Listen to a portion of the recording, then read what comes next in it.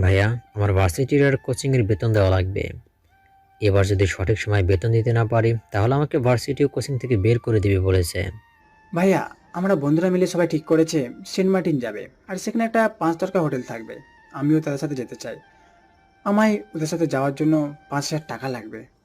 তোদের টাকা দিবে কি করে? সে তো তার বোনকে নিয়ে ব্যস্ত। তোর বাবা যদি আজকে সুস্থ থাকতো তাহলে তোদের এমন দশা হতো না কখনো। বাসায়ও কোনো বাঁচা নিচু রান্না বান্না করবো, সবই আমার কপালের দোষ। মা, আমি কি বলেছি ওদের টাকা দেবো না? তুমি কি শুরু করছো বলো তো? আজ নিয়ে ওরা দুদিন হলো বললো, কিন্তু তুই তো ওদের টাকা তো দিসই না। তুই রাহুল আজকে অপির থেকে 20,000 টাকা নিয়েছিল নতুন ফোন কিনবে বলে, কিন্তু বাসায় ফিরে নিজের রুমে এসেছে মাত্র তখনই রাহুলের দুই ভাই আর মা উক্ত উপরে কথাগুলো বলল। রাহুল তো ছোট দুই ভাইয়ের কথা ও মায়ের কথাগুলো শুনছিল মুখে একটা মুচকি হাসি বজায় রেখে। রাহুল দুই ভাইয়ের কথা শুনে একটা দীর্ঘশ্বাস ছেড়ে বলে ওঠে, তোরা না এই মাসে টাকা নিলে? এখন কলেজ থেকে লাগবে বলছে। আমার সব বন্ধুরা যাবে, আমিও যাব। সেদিন দেখলাম তোদের দুইজন মেয়ে নিয়ে ঘুরতে। তোরা যদি এভাবে টাকা নষ্ট করিস তাহলে কি করে হবে বল? তোরাও তো পারিস এই মেয়েদের পেছনে না ঘুরে দূরে টিউশনি করতে। এতে করে আমাদের সকল আর্থিক সমস্যা দূর হবে। তোরাও তোদের হাত খরচ চালিয়ে নিতে পারবি। এত কথা না বলে সোজা বলে দিতেই তো পারিস যে তুই ওদের পড়ালেখা করাতে চাস না। তুই যদি টাকা না দিস তাহলে আমায় মানুষের বাসায় কাজ করে নিজের ছেলেদের পড়াতে হবে। আমার ছেলেদের তো আর আমি অমানুষ তৈরি হতে দিতে পারি না। মা, কি বলছো কি? আমি শুধু ওদের জিজ্ঞেস করছিলাম। আচ্ছা, হয়ে যাবে। নীরব, কত টাকা লাগবে তোর কলেজে আর কোচিংয়ে? সব মিলিয়ে 5,000 টাকা। আচ্ছা, আর জয়, তোর কত লাগবে রে টাকা? নীরব আর জয় দুইজনই বলে ওঠে এই মাসে 13 তারিখে দিলে হবে। রাহুল তখন বলে, আচ্ছা, তোরা এই নে টাকাগুলো। আর মা, এই নাও 6,000 টাকা এই মাসের খরচের। নীরব, জয় আর মা হাসি মুখে রাহুলের রুম থেকে বের হয়ে যায়। আর কেউ রাহুলের রুমের বাইরে থেকে সবকিছু দেখে যাচ্ছে। নীরব আর জয় রাহুলের রুম থেকে বের হয়ে যাওয়ার পর রাহুল মাথায় হাত দিয়ে মাথা নিচু করে বসে আছে। তখন রাহুলের রুমে কেউ প্রবেশ করে। রাহুল মাথা নিচু করে বলে ওঠে, আপু, কিছু বলবি? না ভাইয়া, কিছু না। তুই এই শরবতটা খেয়ে নে, দেখবি ভালো লাগবে। আপুর হাত থেকে শরবত নিয়ে বললাম, তোর বল কত টাকা লাগবে? না ভাইয়া, লাগবে না টাকা আমার। আচ্ছা ভাইয়া, তুই যে ওদের বলার সাথে সাথেই ওদের টাকা দিয়ে দিস, তুই জানিস কি ওরা টাকাটা সত্যি কথা বলে নিচ্ছে নাকি? আমার বিশ্বাস আছে ওরা কখনো আমায় মিথ্যা বলবে না। ভাইয়া, মানি ব্যাগে 4,000 টাকা আছে, ওখান থেকে 3,000 টাকা নিয়ে নে তুই। এই টাকা দিয়ে তোর কোচিং ফি আর নিজের প্রয়োজনীয় কিছু জিনিস আর হাত খরচা হিসেবে রেখে দিস। ভাইয়া বলছি তো লাগবে না টাকা এখন। আপু, আমি আজকে ভার্সিটির ক্যান্টিনে সবকিছু শুনেছি, তোর আর ঋতু আপুর কথা। প্রিয়ার কোনো কথা না বলে মানিব্যাগ হাতে নিয়ে দেখতে পায় সেখানে 4,000 টাকা আছে। তখন প্রিয়া রাহুলকে বলে, ভাইয়া, আমি টাকা নিয়ে নিলে মানিব্যাগে তো 1,000 টাকা থাকবে। হুম। তাহলে তুই এই মাস চলবে কি করে? আরে, সমস্যা হবে না তো। প্রিয়া রাহুলের দিকে রাগে দৃষ্টিতে তাকিয়ে মানিব্যাগ থেকে 2,000 টাকা নিয়ে 2,000 টাকা রেখে যায়। রাহুল প্রিয়া যাওয়ার দিকে তাকিয়ে একটা মুচকি হাসি দিয়ে বাথরুমে চলে যায়।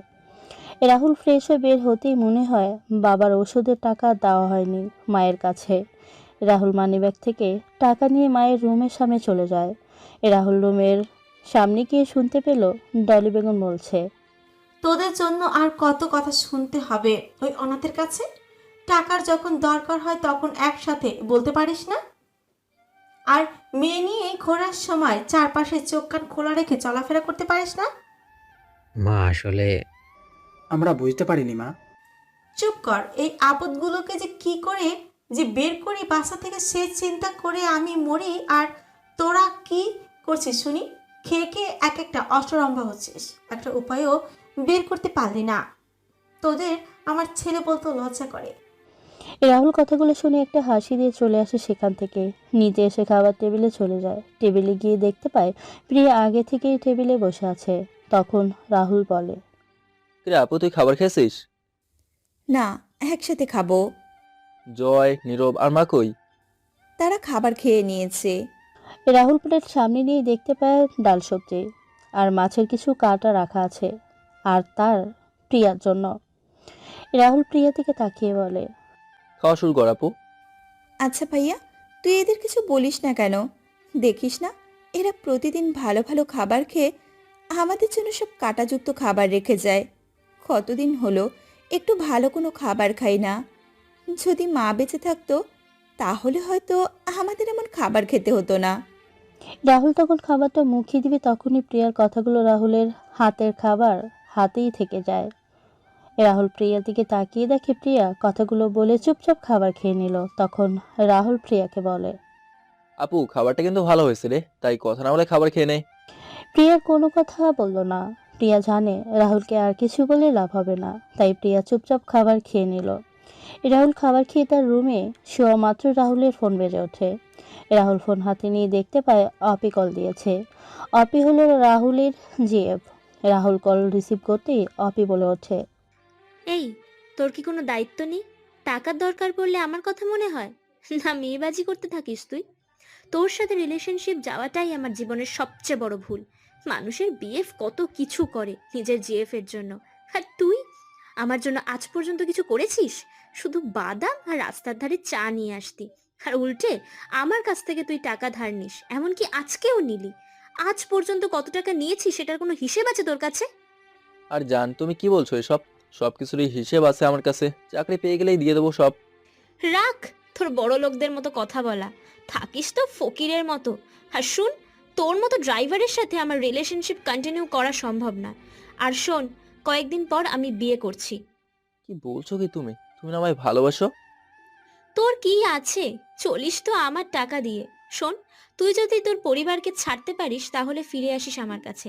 যদি রাজি থাকিস তাহলে বিয়ের আগে এসে দেখা করিস, আর যদি না পারিস তাহলে আমার বিয়েতে ফকিরদের জন্য খাওয়া দাওয়ার ব্যবস্থা করা হয়েছে, এসে খেয়ে যাস, আর আমার হাজব্যান্ডকেও দেখে যাস।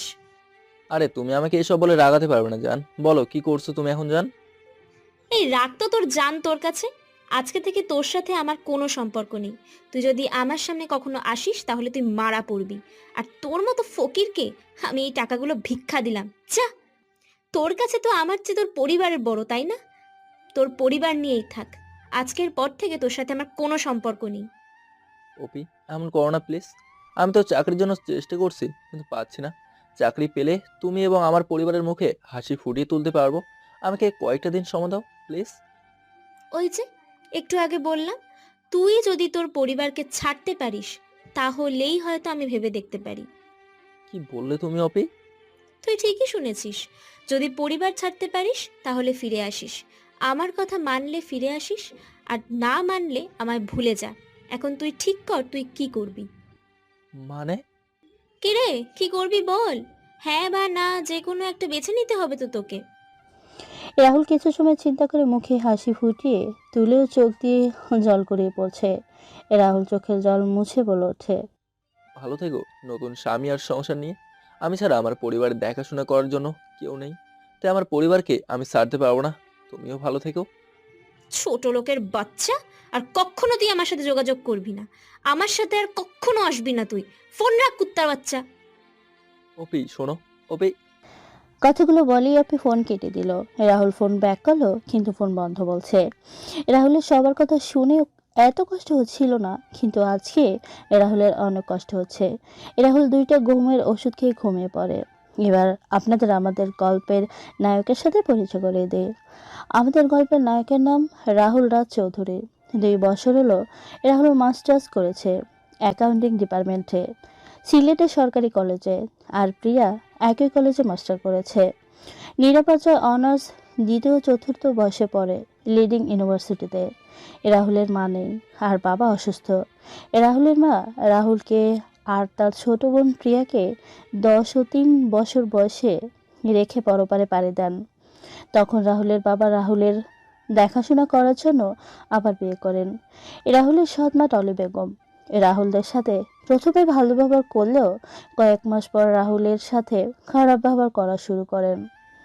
নিরাপদ জয়ের জন্মের পর রাহুল আর প্রিয়ার জীবনে নেমে আসে চরম অন্ধকার। 4 বছর আগে রাহুলের বাবা অ্যাক্সিডেন্ট করেন এবং তার পা দুটো কেটে ফেলতে হয়, যার জন্য রাহুলের জীবনে নেমে আসে অমাবস্যার অন্ধকার।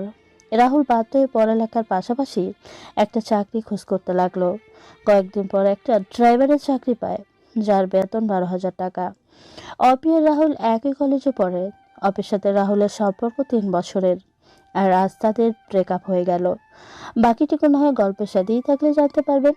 পরের দিন সকালে রাহুলের ঘুম ভাঙে তার ফোনের আওয়াজে। রাহুল ফোন হাতে নিয়ে দেখতে পায় তার মালিকের ফোন। রাহুল ফোন রিসিভ করে বলে, হ্যাঁ আঙ্কেল বলুন। রাহুল, আজকে তাড়াতাড়ি করে আমার বাসায় আসতে হবে তোমার। কেন আঙ্কেল, কি হয়েছে কি? আরে তেমন কিছু না, আমার বড় ছেলে আরিফ আর ছোট মেয়ে অদিতি আসছে আজকে দেশে, তাই ওকে রিসিভ করার জন্য এয়ারপোর্টে যেতে হবে। ফ্লাইট ল্যান্ড করবে 11টায়। আর তুমি জানো তো সিলেট শহরে জ্যাম কেমন।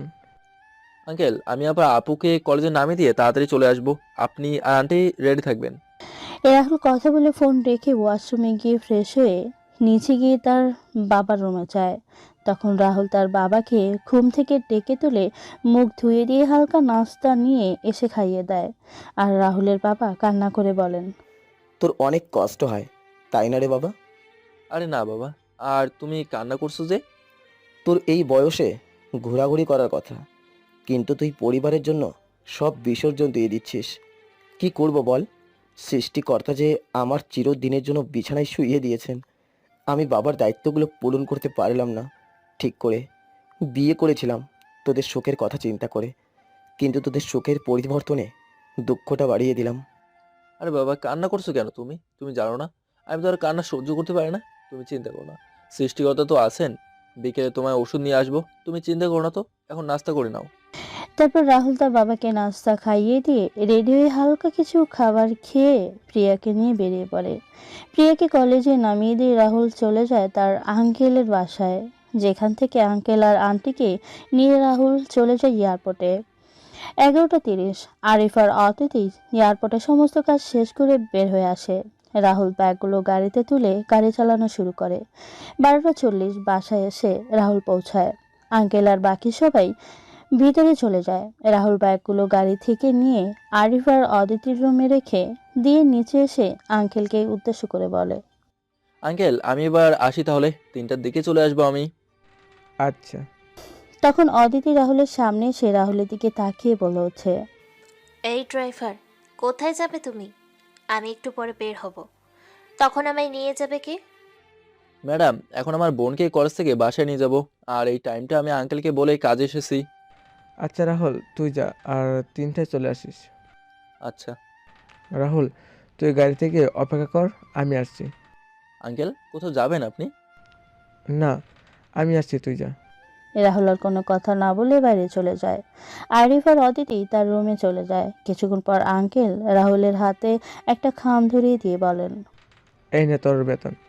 তোকে এই মাসে বেতন দিতে একটু দেরি হয়ে গেল রে বাবা। আরে আঙ্কেল কোনো সমস্যা নেই। শোন, এই খামে 30,000 টাকা আছে। এত টাকা কেন আঙ্কেল? তোকে বোনাস দিলাম, আজকে আমার ছেলে আর মেয়ে আমার কাছে এসেছে তাই। ও আচ্ছা। রাহুল টাকাগুলো গাড়ির সামনের সিটে রেখে গাড়ি চালানো শুরু করলো। রাহুল কলেজে এসে তার বন্ধু মিটনের কাছ থেকে পড়াশোনা নিয়ে প্রিয়ার জন্য অপেক্ষা করতে লাগলো।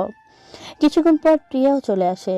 রাহুল গাড়ি চালানো শুরু করলো। হঠাৎ প্রিয়া খাম দেখে বলে ওঠে, ভাইয়া, এটা কি রে? ও এটা আঙ্কেল আজকে বেতন দিয়ে দিছে। আর জানিস কত টাকা দিয়েছে? কত? 30,000 টাকা। হঠাৎ এত টাকা দেওয়ার কারণ? আরে আঙ্কেলের ছেলে আর মেয়ে বিদেশ থেকে পড়াশোনা শেষ করে এসেছে, তাই টাকাগুলো নিয়ে মায়ের হাতে দিয়ে দিবি, আর কিছু টাকা নিয়ে বাবার ওষুধ আর কিছু জামা কাপড় নিবি। কি বলিস তুই?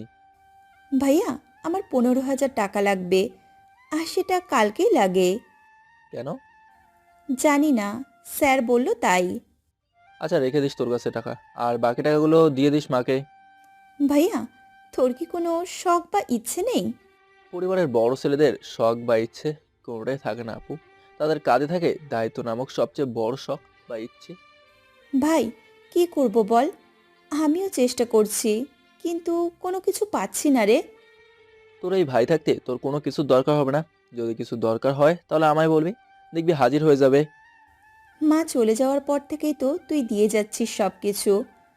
ভাইয়া, আজকে অপি আপুকে দেখলাম একটা ছেলের সাথে ঘোরাঘুরি করতে। আপু ছেলেটাকে জড়িয়ে ধরেছিল। ও আচ্ছা। ভাইয়া, কি হয়েছে বল তো? কই কিছু না তো। আমার দিব্যি ভাইয়া, বল কি হয়েছে? প্রিয়া, কি বলছিস কি? তাহলে সত্যি কথা বল।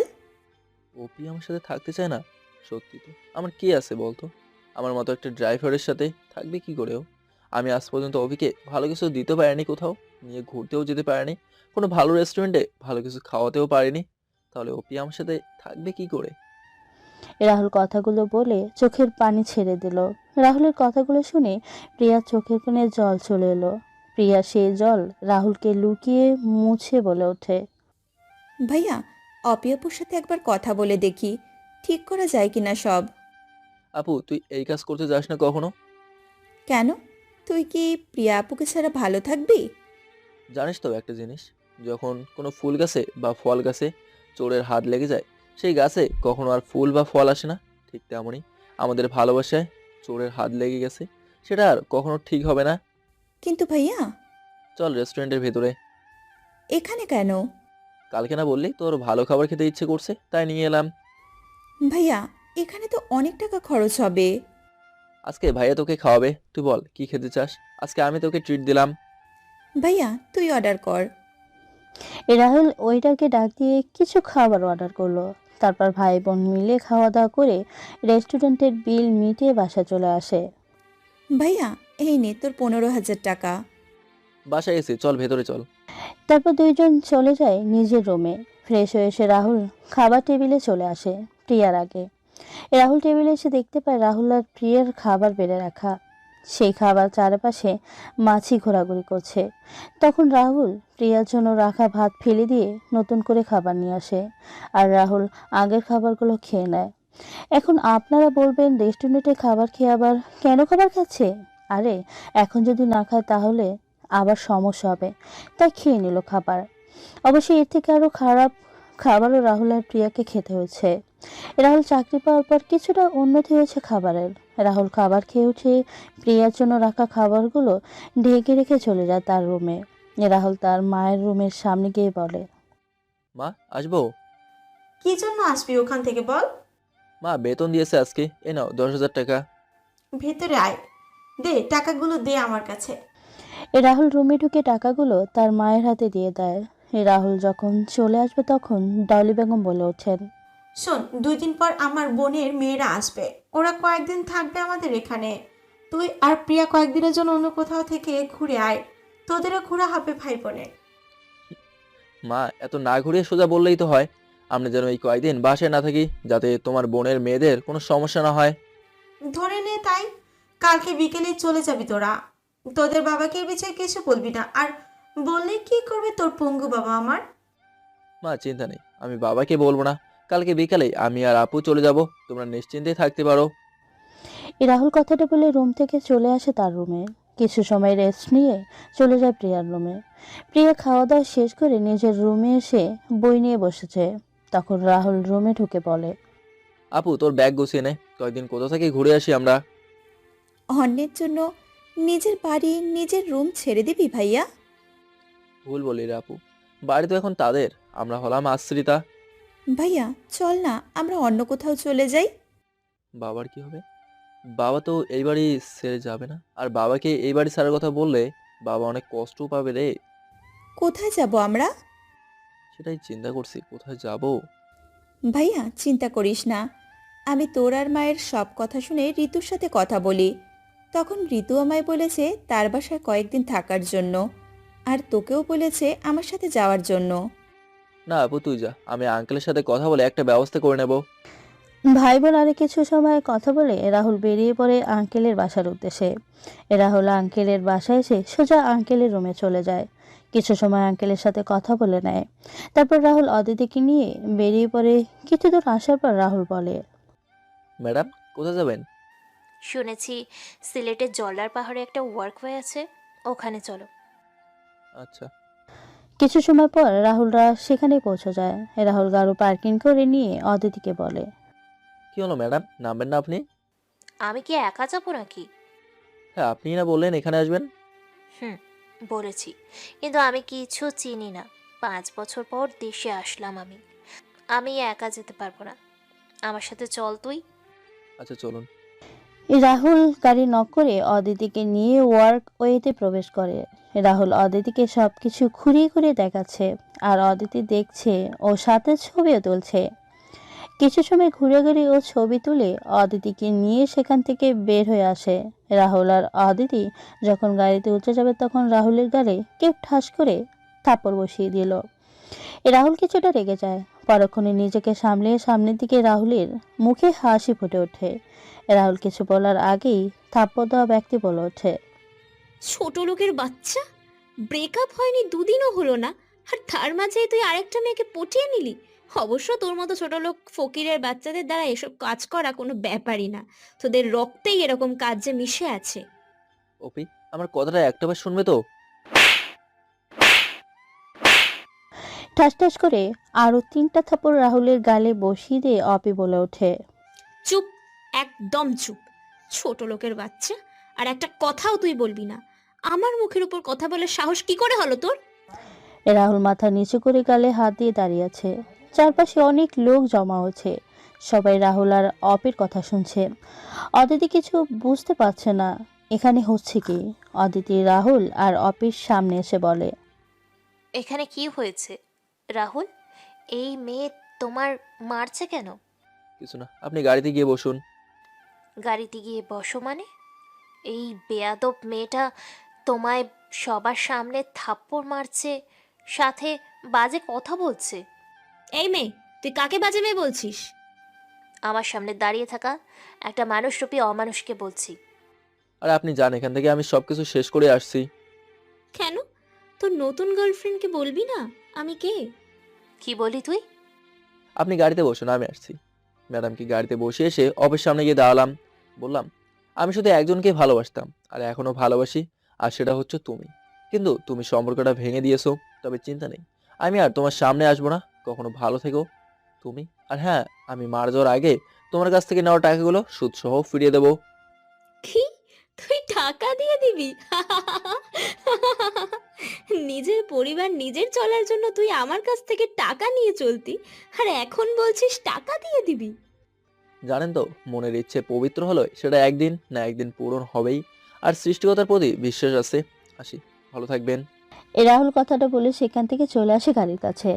রাহুল গাড়ির স্টার্ট দিয়ে সেখান থেকে চলে যায় বাদাঘাট ব্রিজে। সেখানে গিয়ে গাড়ি দাঁড় করিয়ে গাড়ি থেকে বের হয়ে ব্রিজের একপাশে দাঁড়িয়ে সূর্যাস্তের দিকে তাকিয়ে আছে। অদিতি গাড়ি থেকে বের হয়ে সূর্যাস্তের দৃশ্যটা দেখে ছবি তুলতে ব্যস্ত হয়ে যায়। অদিতি ছবি তোলা শেষ হলে অদিতি রাহুলের পাশে দাঁড়িয়ে বলে, জায়গাটা তো অনেক সুন্দর, সত্যি। সূর্যাস্তের দৃশ্যটা দেখে মনটা ভালো হয়ে গেল। রাহুল সূর্যাস্তের দিকে তাকিয়ে মুচকি একটা হাসি দিল। তখন অদিতি রাহুলকে উদ্দেশ্য করে বলে, মেয়েটা কে ছিল? আমার এক্স গার্লফ্রেন্ড অফি। ব্রেকআপের কারণ? আমি তার কাছ থেকে কিছু টাকা নিয়েছিলাম পরিবারের সবার অভাব পূরণের জন্য। নিজের কাজ, পরিবারের আর চাকরির খোঁজ করতে করতে আগের মতো সময় দিতে পারেনি। তাই ভালো কোনো রেস্টুরেন্ট বা কোথাও ঘুরতে নিয়ে যায়নি। তাই ব্রেকআপ হয়ে গেছে। আসলে পরিবারের বড় ছেলে হলে যা হয় আর কি। জানেন, একসময় আমি মনে করতাম প্রেম ভালোবাসার জড়ানো ঠিক না, কিন্তু বুঝতে পারিনি এরকম একটা পরিস্থিতি তৈরি হবে। আপনি প্যাচ আপ করার জন্য বলেনি বা তোমায় কিছু বলেনি? হ্যাঁ, বলেছে তো আমায়। আপনি কি বলেছে? যদি আমি আমার পরিবার ছাড়তে পারি তাহলে সে আমায় বিয়ে করবে আর মেনে নেবে। জানেন ম্যাডাম, একটা কথা, আমি ইচ্ছে করে ঘুমাতে চাইলেও ঘুমাতে পারি না। কারণ আমার কাঁধে পরিবারের সবার দায়িত্ব আছে। কারণ আমার রোজগারের টাকা দিয়ে আমার পরিবার চলে। সারাদিন কাজ শেষ করে আমি যখন বাসায় আসি তখন আমার ছোট বোনটা আমার জন্য শরবত নিয়ে আসে। কিন্তু আমি আমার বোনের জন্য কিছুই নিয়ে যেতে পারি না। যখন কোনো শপিং মলের সামনে দিয়ে যাই তখন অনেক সুন্দর সুন্দর ড্রেস দেখতে পাই, কিন্তু টাকার অভাবে কিনতে পারিনি। ইচ্ছে ছিল নিজের ইনকামের টাকা দিয়ে মা আর বাবাকে কিছু দেব, কিন্তু তার আগেই মা চলে গেলেন আর বাবা থেকেও নেই। আমার বন্ধুরা যখন কোথাও যাওয়ার প্ল্যান করে তখন আমার ইচ্ছে থাকা সত্ত্বেও আমি মানা করে দিই। অনেক সময় ইচ্ছে করে নিজের ইনকামের টাকা দিয়ে নিজের জন্য কিছু কিনি, কিন্তু যখন পরিবার সবার কথা মনে হয় তখন নিজের পছন্দ অপছন্দ সব কিছুই ভুলে যাই। মাসের 20 তারিখের আগে আমার বেতন শেষ হয়ে যায়। তখন আমি হাত পাততে হয় ওপির কাছে। ওপির শত অপমান শুনেও আমি আমার পরিবারের সবার মুখে হাসি ফোটানোর জন্য সংগ্রাম করে যাচ্ছি। আমি যখন নিজের জন্য কিছু করি তখন অনেক ভেবেচিন্তে করতে হয়, কারণ আমাকে দেওয়ার জন্য আমার পেছনে কেউ নেই। কিন্তু আমি আমার পরিবারের সবার পেছনে আছি, আর এটাই হলো পরিবারের বড় ছেলের দায়িত্ব আর কাজ। তোমার পরিবারে কে কে আছে? আমার ছোট বোন আর বাবা তোমার মা? আমায় 10 বছর বয়সে রেখে পরলোক পাড়ি দেন, তবে সৎ মা আছে। ম্যাডাম চলুন, সন্ধ্যা হয়ে গেছে, আঙ্কেল টেনশন করবে। রাহুল আর অদিতি গাড়িতে এসে বসে। রাহুল গাড়ি চালানো শুরু করে। কিছু সময় পর রাহুলটা চলে আসে।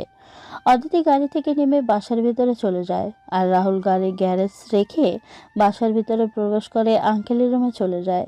এই রুমের সামনে এসে রাহুল বলে, আঙ্কেল আসবো? আরে রাহুল, তুই ভেতরে আসতে অনুমতি নিচ্ছিস কেন? না, তারপরও আপনি আর আন্টি কথা বলেছিলেন তো তাই। তা বাবা, প্রিয়া কেমন আছে রে? আপনাদের দোয়াতে ভালোই আছি। আঙ্কেল আন্টি, একটা কথা ছিল, কিন্তু কথাটা বলি কি করে? আরে পাগল ছেলে, এত চিন্তা না করে বলে ফেল, কি বলবি? বল বাবা, কি বলতে চাস? আসলে আঙ্কেল, কয়েকদিন যদি আপনাদের ওই গ্যারেজে আমার থাকার অনুমতি দিতেন। কেন? এমনি আঙ্কেল, আমি কয়েকদিন থাকবো তাই। না রাহুল, আমি তোমার কাছ থেকে এমন কথা আশা করিনি। তুমি এই কথাটা কি করে বলতে পারলে? আচ্ছা আঙ্কেল আর আন্টি, তাহলে আমি অন্য কোথাও ব্যবস্থা করে নেব। আমার কথায় কোনো দুঃখ পেলে আমায় ক্ষমা করে দেবেন। একটা থাপ্পড় দিব, ফাজিল ছেলে। আন্টি, তুই এটা কি বললি বাবা? তুই গ্যারেজে থাকবি? ড্রাইভাররা তো সবাই ওইখানে থাকে, আমিও তাদের সাথে থাকতে পারতাম আর কি। ওদের আর তোকে আমরা কি এক চোখে দেখি?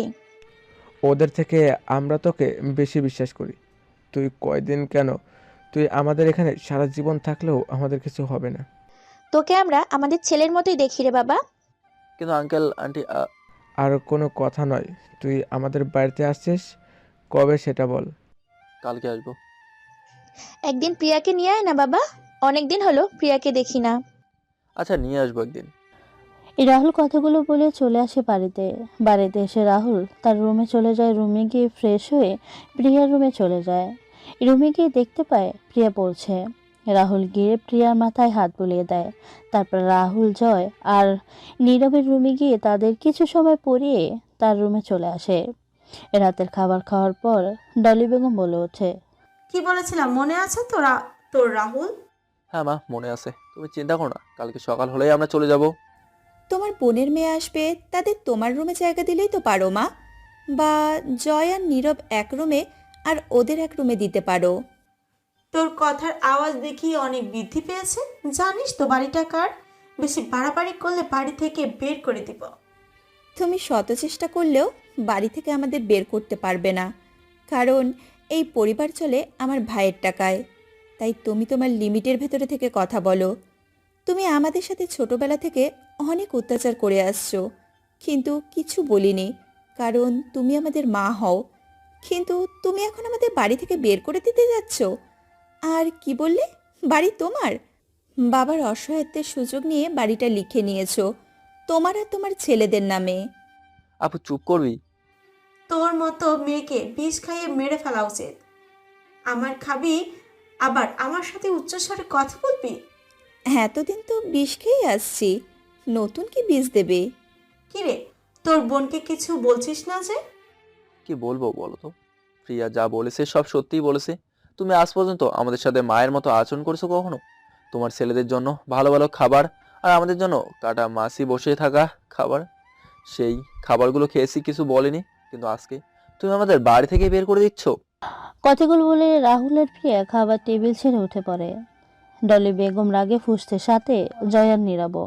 তখন ডলি বেগম জয় আর নীরবকে উদ্দেশ্য করে বলে, তোদের আমার ছেলে বলতে ইচ্ছে করছে না। তোদের সামনে তোদের মাকে দুইটা অনাথের বাচ্চা অপমান করে গেল, আর তোরা কিছু বলি না। তোদের আমার ছেলে বলতে লজ্জা করছে। কথাটা বলেই ডলি বেগম খাবার টেবিল ছেড়ে উঠে পড়লেন। রাহুল তার ব্যাগ গুছিয়ে আর প্রিয়া তার ব্যাগ গুছিয়ে ঘুমিয়ে পড়ে। পরের দিন সকালে অনেক মানুষের চিৎকার আর ডলি বেগমের কান্না। ও চিৎকারে রাহুল আর প্রিয়ার ঘুম ভাঙে। হঠাৎ কারো চিৎকারে আমার ঘুম ভেঙে যায়। আমি বিছানা থেকে নামতে যাব, তখনই আমার পাশে চোখ পড়ে। আমি আমার পাশে তাকিয়ে দেখতে পাই একটা মেয়ে আমার পাশে চাদর জড়িয়ে বসে আছে। আমি তাড়াতাড়ি করে বিছানা থেকে নামতেই আমার নিজের দিকে চোখ পড়ে। আমি তাকে দেখলাম আমার গায়ে কোনো কাপড় নেই, শুধু প্যান্ট পরে আছি। আমি তখন মেয়েকে বললাম, এই মেয়ে, তুমি কে? আমার রুমে আমার বিছানার চাদর গায়ে শুয়ে আছো কেন? মেয়েটা বলে ওঠে, কেন? তুমি না রাতে আমায় কল দিয়ে আসতে বললে? তাই তো আমি আসলাম। এই মেয়ে, তোমার মাথা ঠিক আছে কি? তুমি কি বলছো এসব? আমি কেন তোমায় কল দিয়ে রাতে আসতে বলবো? তখন মেয়েটা বলে, নিজের চাহিদা মেটানোর জন্য আমায় আসতে বলেছো? তোকে তো আমি রাহুল কিছু বলতে যাবে তার আগেই প্রিয়ার রুম থেকে প্রিয়ার চিৎকার শুনতে পেল রাহুল। মেয়েটার দিকে না তাকিয়ে একটা গেঞ্জি পরে নিয়ে প্রিয়ার রুমে চলে যায়। প্রিয়ার রুমে ঢুকতেই রাহুলের চোখে পড়ে প্রিয়ার রুমে অনেক লোকজন, সাথে তাদের এলাকার কাউন্সিলও আছে। রাহুল তখন প্রিয়ার দিকে তাকিয়ে দেখতে পায় কয়েকজন মহিলা প্রিয়াকে ধরে রেখেছে। রাহুল প্রিয়ার কাছে গিয়ে বলে, আপু, কি হয়েছে? তোর রুমে এত লোকজন কেন? প্রিয়া নিজের হাত ছাড়িয়ে রাহুলকে জড়িয়ে ধরে কান্না করতে লাগলো। তখন তালি বেগম বলে ওঠে, এই এসেছে দুশ্চরিত্র বোনের দুশ্চরিত্র ভাই। মা, কি বলছো কি তুমি? চুপ, ওই কলঙ্কিত মুখে আমায় মা ডাকবি না। তোরা দুই ভাই বোন মিলে ছেলে আর মেয়ে নিয়ে আমার বাসায়, ছি ছি, আমার কথাগুলো বলতেও মুখে বাজছে। মা, কি বলছো কি তুমি এসব? আমার নামে যা বলার বলো, কিন্তু আমার বোনের নামে এমন কথাগুলো বলো না প্লিজ। তখন কাউন্সিলর দাঁড়িয়ে বলে ওঠে, এই, তোরা সবাই মিলে এই দুই ভাই বোনের মুখে চুলকানি ঘষে আমাদের এলাকা থেকে বের করে দে। কাউন্সিলর চাচা, আপনি কি বলছেন কি আপনি? তোর বোন তো তার রুমে ছেলে নিয়ে এসে রাত কাটাচ্ছে, আর তুই মেয়ে নিয়ে এসে রুমে রাত কাটাচ্ছিস, আবার বলছিস কি বলছি আমরা? মা, এত বড় অপবাদ আমার আর আমার বোনের নামে দিও না। আমার বোন এমন কাজ করতেই পারে না। আমি তোমাদের পায়ে পড়ি, তোমরা এমনটা করো না। কাউন্সিলরের কথা শুনে কয়েকজন এসে রাহুলকে ধরে আর কয়েকজন এসে প্রিয়াকে ধরে। প্রথমে রাহুলের মুখে চুনকালি দেওয়া হয়, তারপর যখন প্রিয়াকে দিতে যাবে তখন রাহুল কাউন্সিলরের পায়ে ধরে কান্না করে বলে, চাচা, আমি আপনার পায়ে পড়ি, আপনি আমার ছোট বোনের সাথে এমনটা করবেন না। আমার বোনের জীবনটা ধ্বংস হয়ে যাবে। আপনি এমনটা করবেন না। প্রয়োজন হলে আমায় শাস্তি দেন, কিন্তু আমার বোনকে এমন অপবাদ দেবেন না। প্রয়োজন হলে আমি নাকে ক্ষত দিতে রাজি আছি। আমি মাথার চুল নাড়া করতেও রাজি। কাউন্সিলর রাহুলকে লাথি মেরে ফেলে দিল তার পা থেকে। তখন ডলি বেগম বলে ওঠে, এই বখাটে ছেলের কথা শুনবেন কাউন্সিলর ভাই, এরা অনেক চালাক, ওরা এদের কথার মায়াজালে ফাঁসি দিবে। মা, বললাম না তোর অমন মুখে দিয়ে আমায় মা বলে ডাকবি না। কাউন্সিলরের ইশারায় কয়েকজন মহিলা প্রিয়ার মুখে চুনকালি ঘষে দিল। প্রিয়া চেষ্টা করেছিল কিন্তু পাঁচজনের শক্তির সাথে পেরে ওঠেনি। রাহুল ও প্রিয়াকে বাঁচাতে চেয়েছিল কিন্তু রাহুলকে আটকে রাখা হয়। রাহুল আর প্রিয়াকে চুনকালি ঘষে দিয়ে রাহুলকে আর প্রিয়াকে সবাই বাসা থেকে বের করে দিল।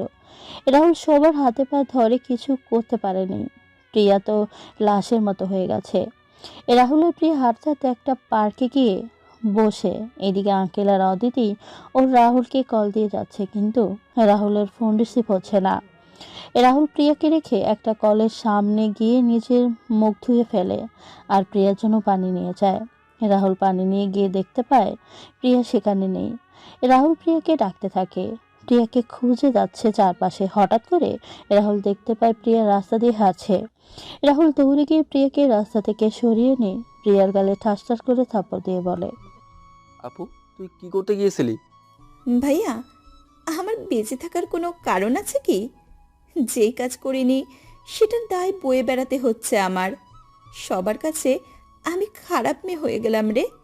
আমাকে দেখলেই এখন সবাই হাসি তামাশা মজা করবে, বিভিন্ন মানুষ বিভিন্ন রকমের কথা বলবে, বিভিন্ন প্রস্তাব দেবে রে।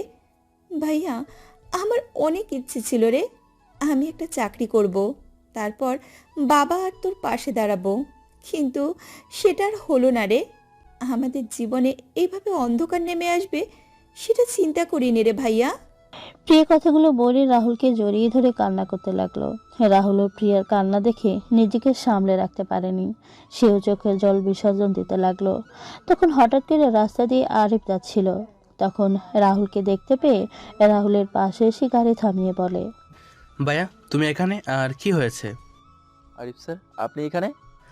তোমার কোনো খোঁজ পাচ্ছিলাম না, তাই আমি অফিসে যাচ্ছি, তখনই তোমায় দেখতে পেলাম। এখানে কি করছো? খারাপ ছেলে তো, তাই রাস্তায় রাস্তায় ঘুরছি নিজের বোনকে নিয়ে। আচ্ছা, গাড়িতে উঠে পড়ো, কথা হবে সব পরে। না স্যার, এখন আর কারোর সাথে কোথাও থাকতে চাই না। আমি আর আমার বোন সবার কাছে আজকে থেকে। বাদ দিন, আসি আমরা। আপু চল। কথাগুলো বলে রাহুল যখন হাঁটা শুরু করবে তখন আরিফ রাহুল আর প্রিয়াকে টেনে গাড়িতে বসিয়ে আরিফ গাড়ি চালানো শুরু করে। বাড়িতে এসে আরিফ রাহুল আর প্রিয়াকে নিয়ে ভেতরে প্রবেশ করে, তার বাবা মাকে ডাকতে থাকে। মা বাবা কোথায় তোমরা, তাড়াতাড়ি নিচে আসো। আরিফের চিৎকারে সবাই নিচে আসে। তখন আঙ্কেল বলেন, আরিফ কি হয়েছে? রাহুল, প্রিয়া তোদের এই অবস্থা হলো কি করে? অদিতি, তুই প্রিয়াকে ফ্রেশ করে নিয়ে আয় তো মা। আচ্ছা মা। অদিতি প্রিয়াকে নিয়ে চলে যায়। তখন আঙ্কেল আর আন্টি রাহুলকে উদ্দেশ্য করে বলেন, রাহুল কি হয়েছে তোদের? তোকে কল দিচ্ছি, তুই ফোন রিসিভ করছিলি না কেন? আরে তুমি কি শুরু করলে? ছেলেটাকে একটু রেস্ট নিতে দাও। আরিফ, তুই রাহুলকে নিয়ে তোর পাশের রুমে নিয়ে যা, আমি খাবার রেডি করছি সবার জন্য। কিছু সময় পর সবাই নিচে এসে খাবার টেবিলে বসে। তখন আঙ্কেল বলেন, রাহুল, বলতো বাবা কি হয়েছে তোদের? কি বলি বলুন তো আঙ্কেল, আমাদের মতো খারাপ ছেলে আর মেয়ের কথা। দেখ বাবা, তুই আমাদের সবকিছু খুলে না বললে আমি বুঝি কি করে। আজকে সকালের ও রাতের ঘটনা সবকিছু খুলে বলে রাহুল। একটা দীর্ঘশ্বাস ছাড়ে। রাহুলের কথাগুলো শুনে সবারই চোখ ভিজে ওঠে। প্রিয়া নীরবে অশ্রু ঝরাচ্ছিল। তখন আন্টি প্রিয়ার পাশে গিয়ে প্রিয়াকে জড়িয়ে ধরে বলে, আজকে থেকে তুই আমার বাড়িতেই থাকবি রে মা, তোর কোনো চিন্তা নেই। আন্টি, সেটা হয় না। আমার মতো কলঙ্কিত মেয়েকে আপনাদের বাড়িতে রাখলে আপনাদের মান সম্মান ধুলোয় মিশে যাবে। তার চেয়ে আমি আর ভাইয়া এখান থেকে চলে যাওয়াই আপনাদের জন্য মঙ্গলজনক হবে। আমার বাড়ির বউকে নিয়ে কে কি বলবে? আর কার এমন সাহস আছে তোকে কি বলে? আন্টি বউ মানে? আমরা তোকে বলবো বলবো করে একটা কথা বলা হয়নি রে বাবা। প্রিয়াকে আমার ছেলের বউ হিসেবে পছন্দ করেছি। আজকে তুই আসলে তোকে বলবো ভেবেছিলাম, কিন্তু তার আগে এমন একটা পরিস্থিতির সৃষ্টি হলো। আন্টি, দয়া করছো আমাকে তুমি? দেখো আপু, আমি বুঝতে পারছি তোমার অবস্থা, কিন্তু আপু এখন তোমার শক্ত একটা পরিচয়ের দরকার। আঙ্কেল আন্টি, আমি আমার বোনের মতের বাইরে যেতে পারবো না। মারে পাগলামি করিস না, আমরা তো তোর নিজের মানুষ। তুই কি চাস না তুই নিজেকে নির্দোষ প্রমাণ করতে?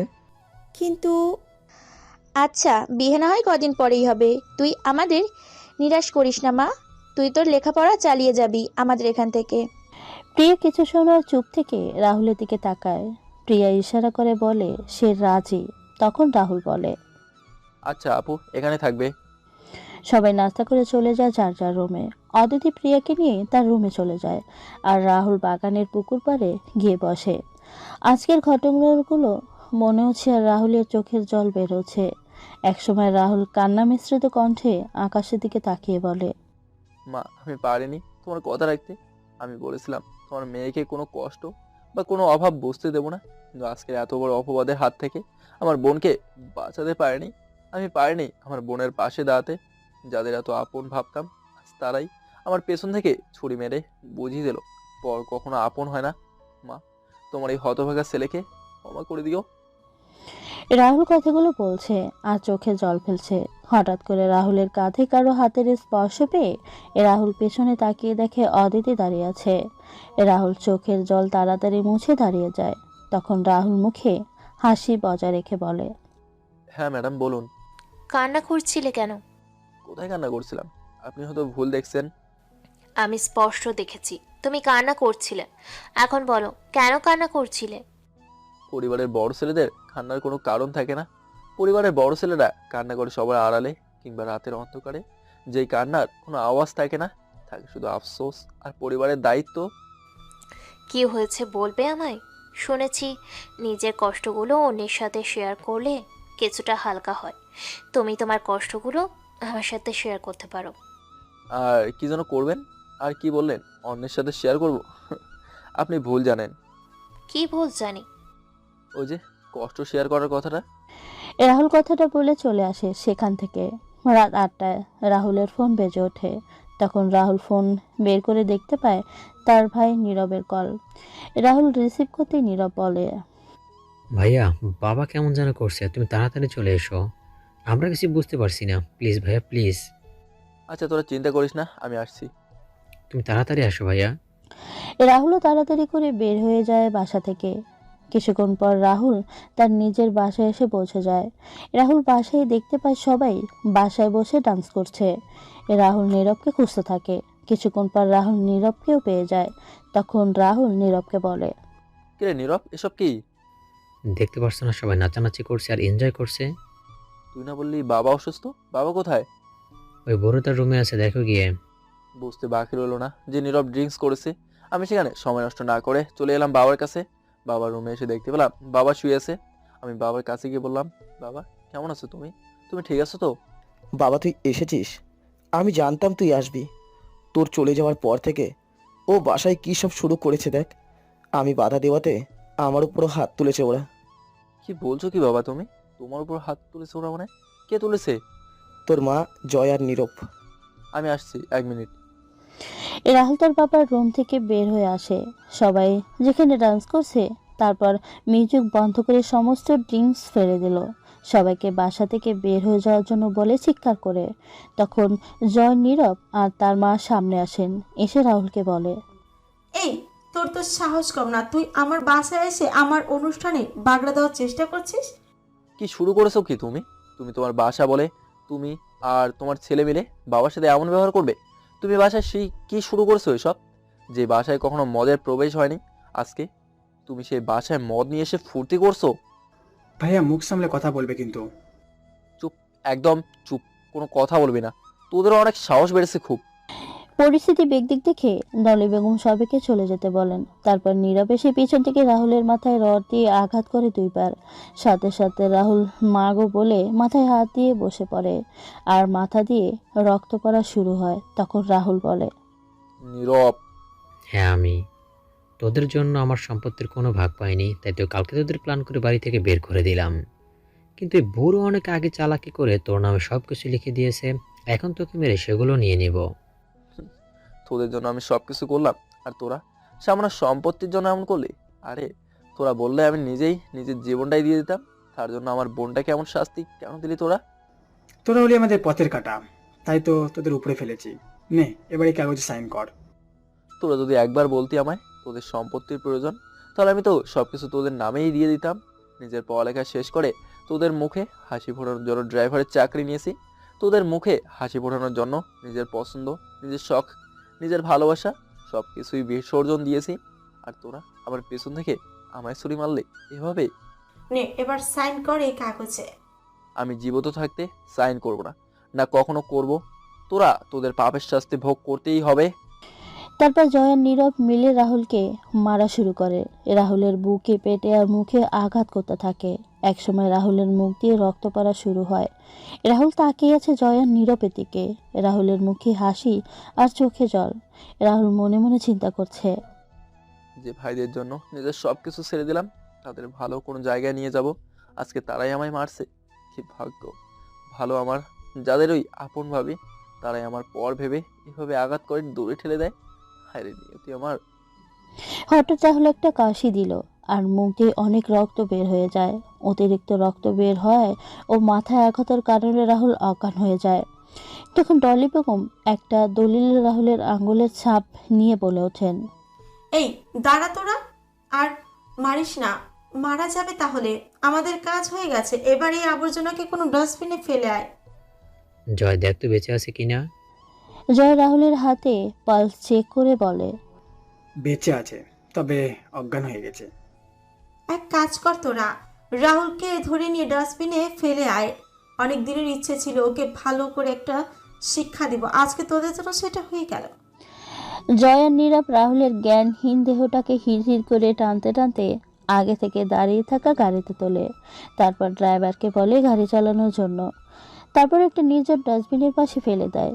এদিকে ওই বাড়িতে রাতে রাহুলকে দেখতে না পেয়ে সবাই রাহুলের ফোনে ফোন দিচ্ছে, কিন্তু ফোন রিসিভ হচ্ছে না। সবার যেন টেনশনের মাত্রা বাড়তেই লাগলো। ভোরবেলা রাস্তা দিয়ে যখন মানুষের আনাগোনা শুরু হয়, তখন সবাই দেখতে পায় ডাস্টবিনের পাশে একটা দেহ পড়ে আছে। তারপর কয়েকজন এগিয়ে এসে পরীক্ষা করে বুঝতে পারে দেহে এখনো প্রাণ আছে। সবাই ধরাধরি করে রাহুলকে নিয়ে হাসপাতালে আসে। তারপর ডাক্তার রাহুলকে অপারেশন থিয়েটারে নিয়ে যায়। কিছু সময় পর নার্স এসে রাহুলের কাপড় ও ফোন দিয়ে যায়। হঠাৎ করে রাহুলের ফোন আবার বেজে ওঠে। তখন ওই নিয়ে আসা লোকদের মধ্যে একজন লোক ফোন রিসিভ করে, হ্যালো। হ্যালো ভাইয়া, তুই কোথায়? সারা রাত ধরে কল দিয়ে যাচ্ছি, কিন্তু তুই ফোন রিসিভ করছিলি না কেন? তখন লোকটা বলে ওঠে, আপনার ভাইকে আত্মহত্যা অবস্থায় রাস্তার পাশে পেয়ে আমরা এই হাসপাতালে নিয়ে এসেছি। আপনারা তাড়াতাড়ি চলে আসুন। আমার ভাইয়া ঠিক আছে তো? ভাইয়া কি কথা বলছে? প্লিজ ভাইয়ার কাছে ফোন নিয়ে দেন না, আমি ভাইয়ার সাথে কথা বলবো। লোকটা বলে, দেখুন, আপনারা তাড়াতাড়ি চলে আসুন। আপনার ভাইকে অপারেশন থিয়েটারে নেওয়া হয়েছে। ডাক্তার বের না হলে কিছু বলতে পারছি না। আপনারা এই হাসপাতালে চলে আসুন। হ্যাঁ, আমরা আসছি। প্রিয়ার কান্না করা দেখে আন্টি আঙ্কেল আরুফ ও অদিতি প্রিয়ার কাছে আসে। তখন আন্টি প্রিয়াকে বলেন, কিরে প্রিয়া, রাহুল কি বললো? আর তুই কেন কান্না করছিস? কেন? আন্টি, ভাইয়াকে নাকি আহত অবস্থায় রাস্তার পাশে পাওয়া গেছে। তারা কয়েকজন মিলে ভাইয়াকে হাসপাতালে নিয়ে গেছে। ভাইয়ার অপারেশন চলছে। আন্টি, আমার ভাইয়ার কিছু হবে না তো? আমি যে আমার ভাইয়াকে ছাড়া থাকতে পারবো না। এই পাগলি মেয়ে, কি বলছিস তুই এসব? রাহুলের কিচ্ছু হয়নি, রাহুল সুস্থ হয়ে যাবে। এখন আমাদের হাসপাতালে যাওয়া দরকার। আর তুই কি বলছিস বলতো?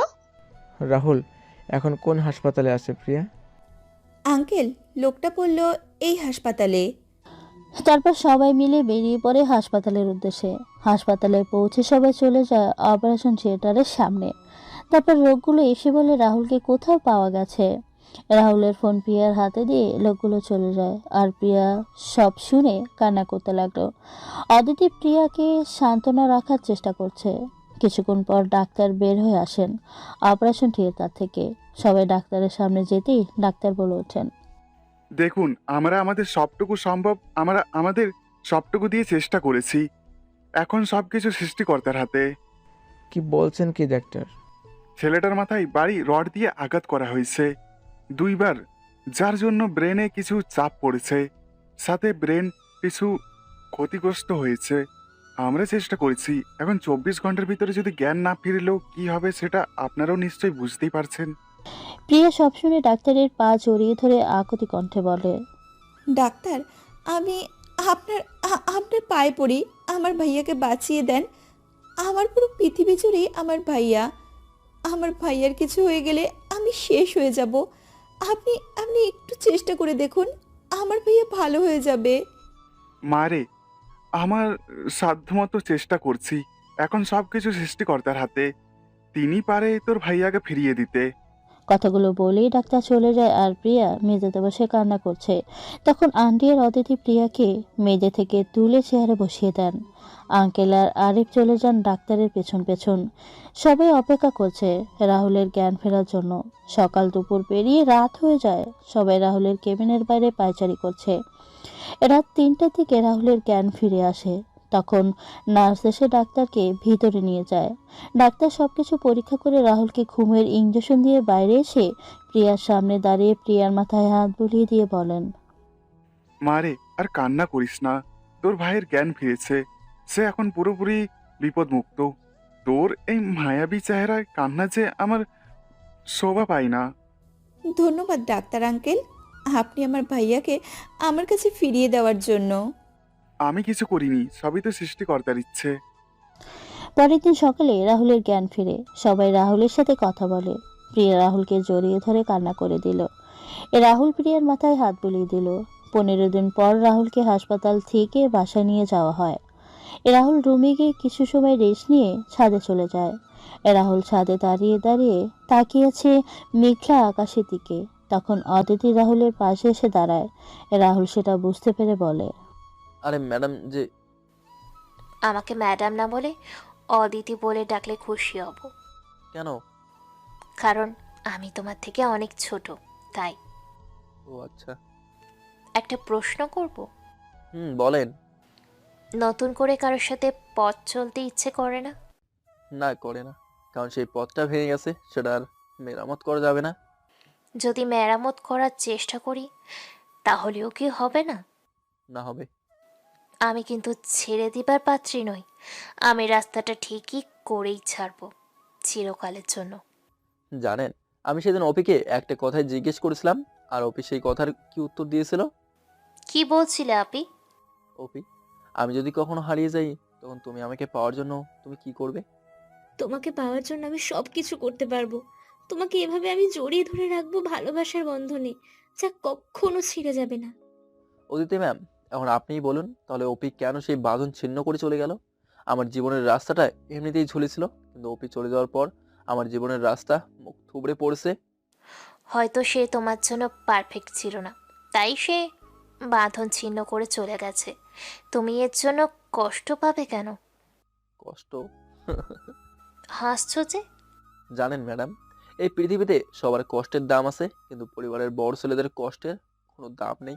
কারণ পরিবারের বড় ছেলেদের জীবনটাই কষ্ট পেতে পেতে কষ্টে কেমন যেন হয়ে যায়, সেটাই তারা ভুলে যায়। একজন শিশু বা বৃদ্ধ লোক কান্না করলে সেই কান্নার দাম থাকে, কিন্তু একজন পরিবারের বড় ছেলেদের কান্নার কোনোই মূল্য থাকে না।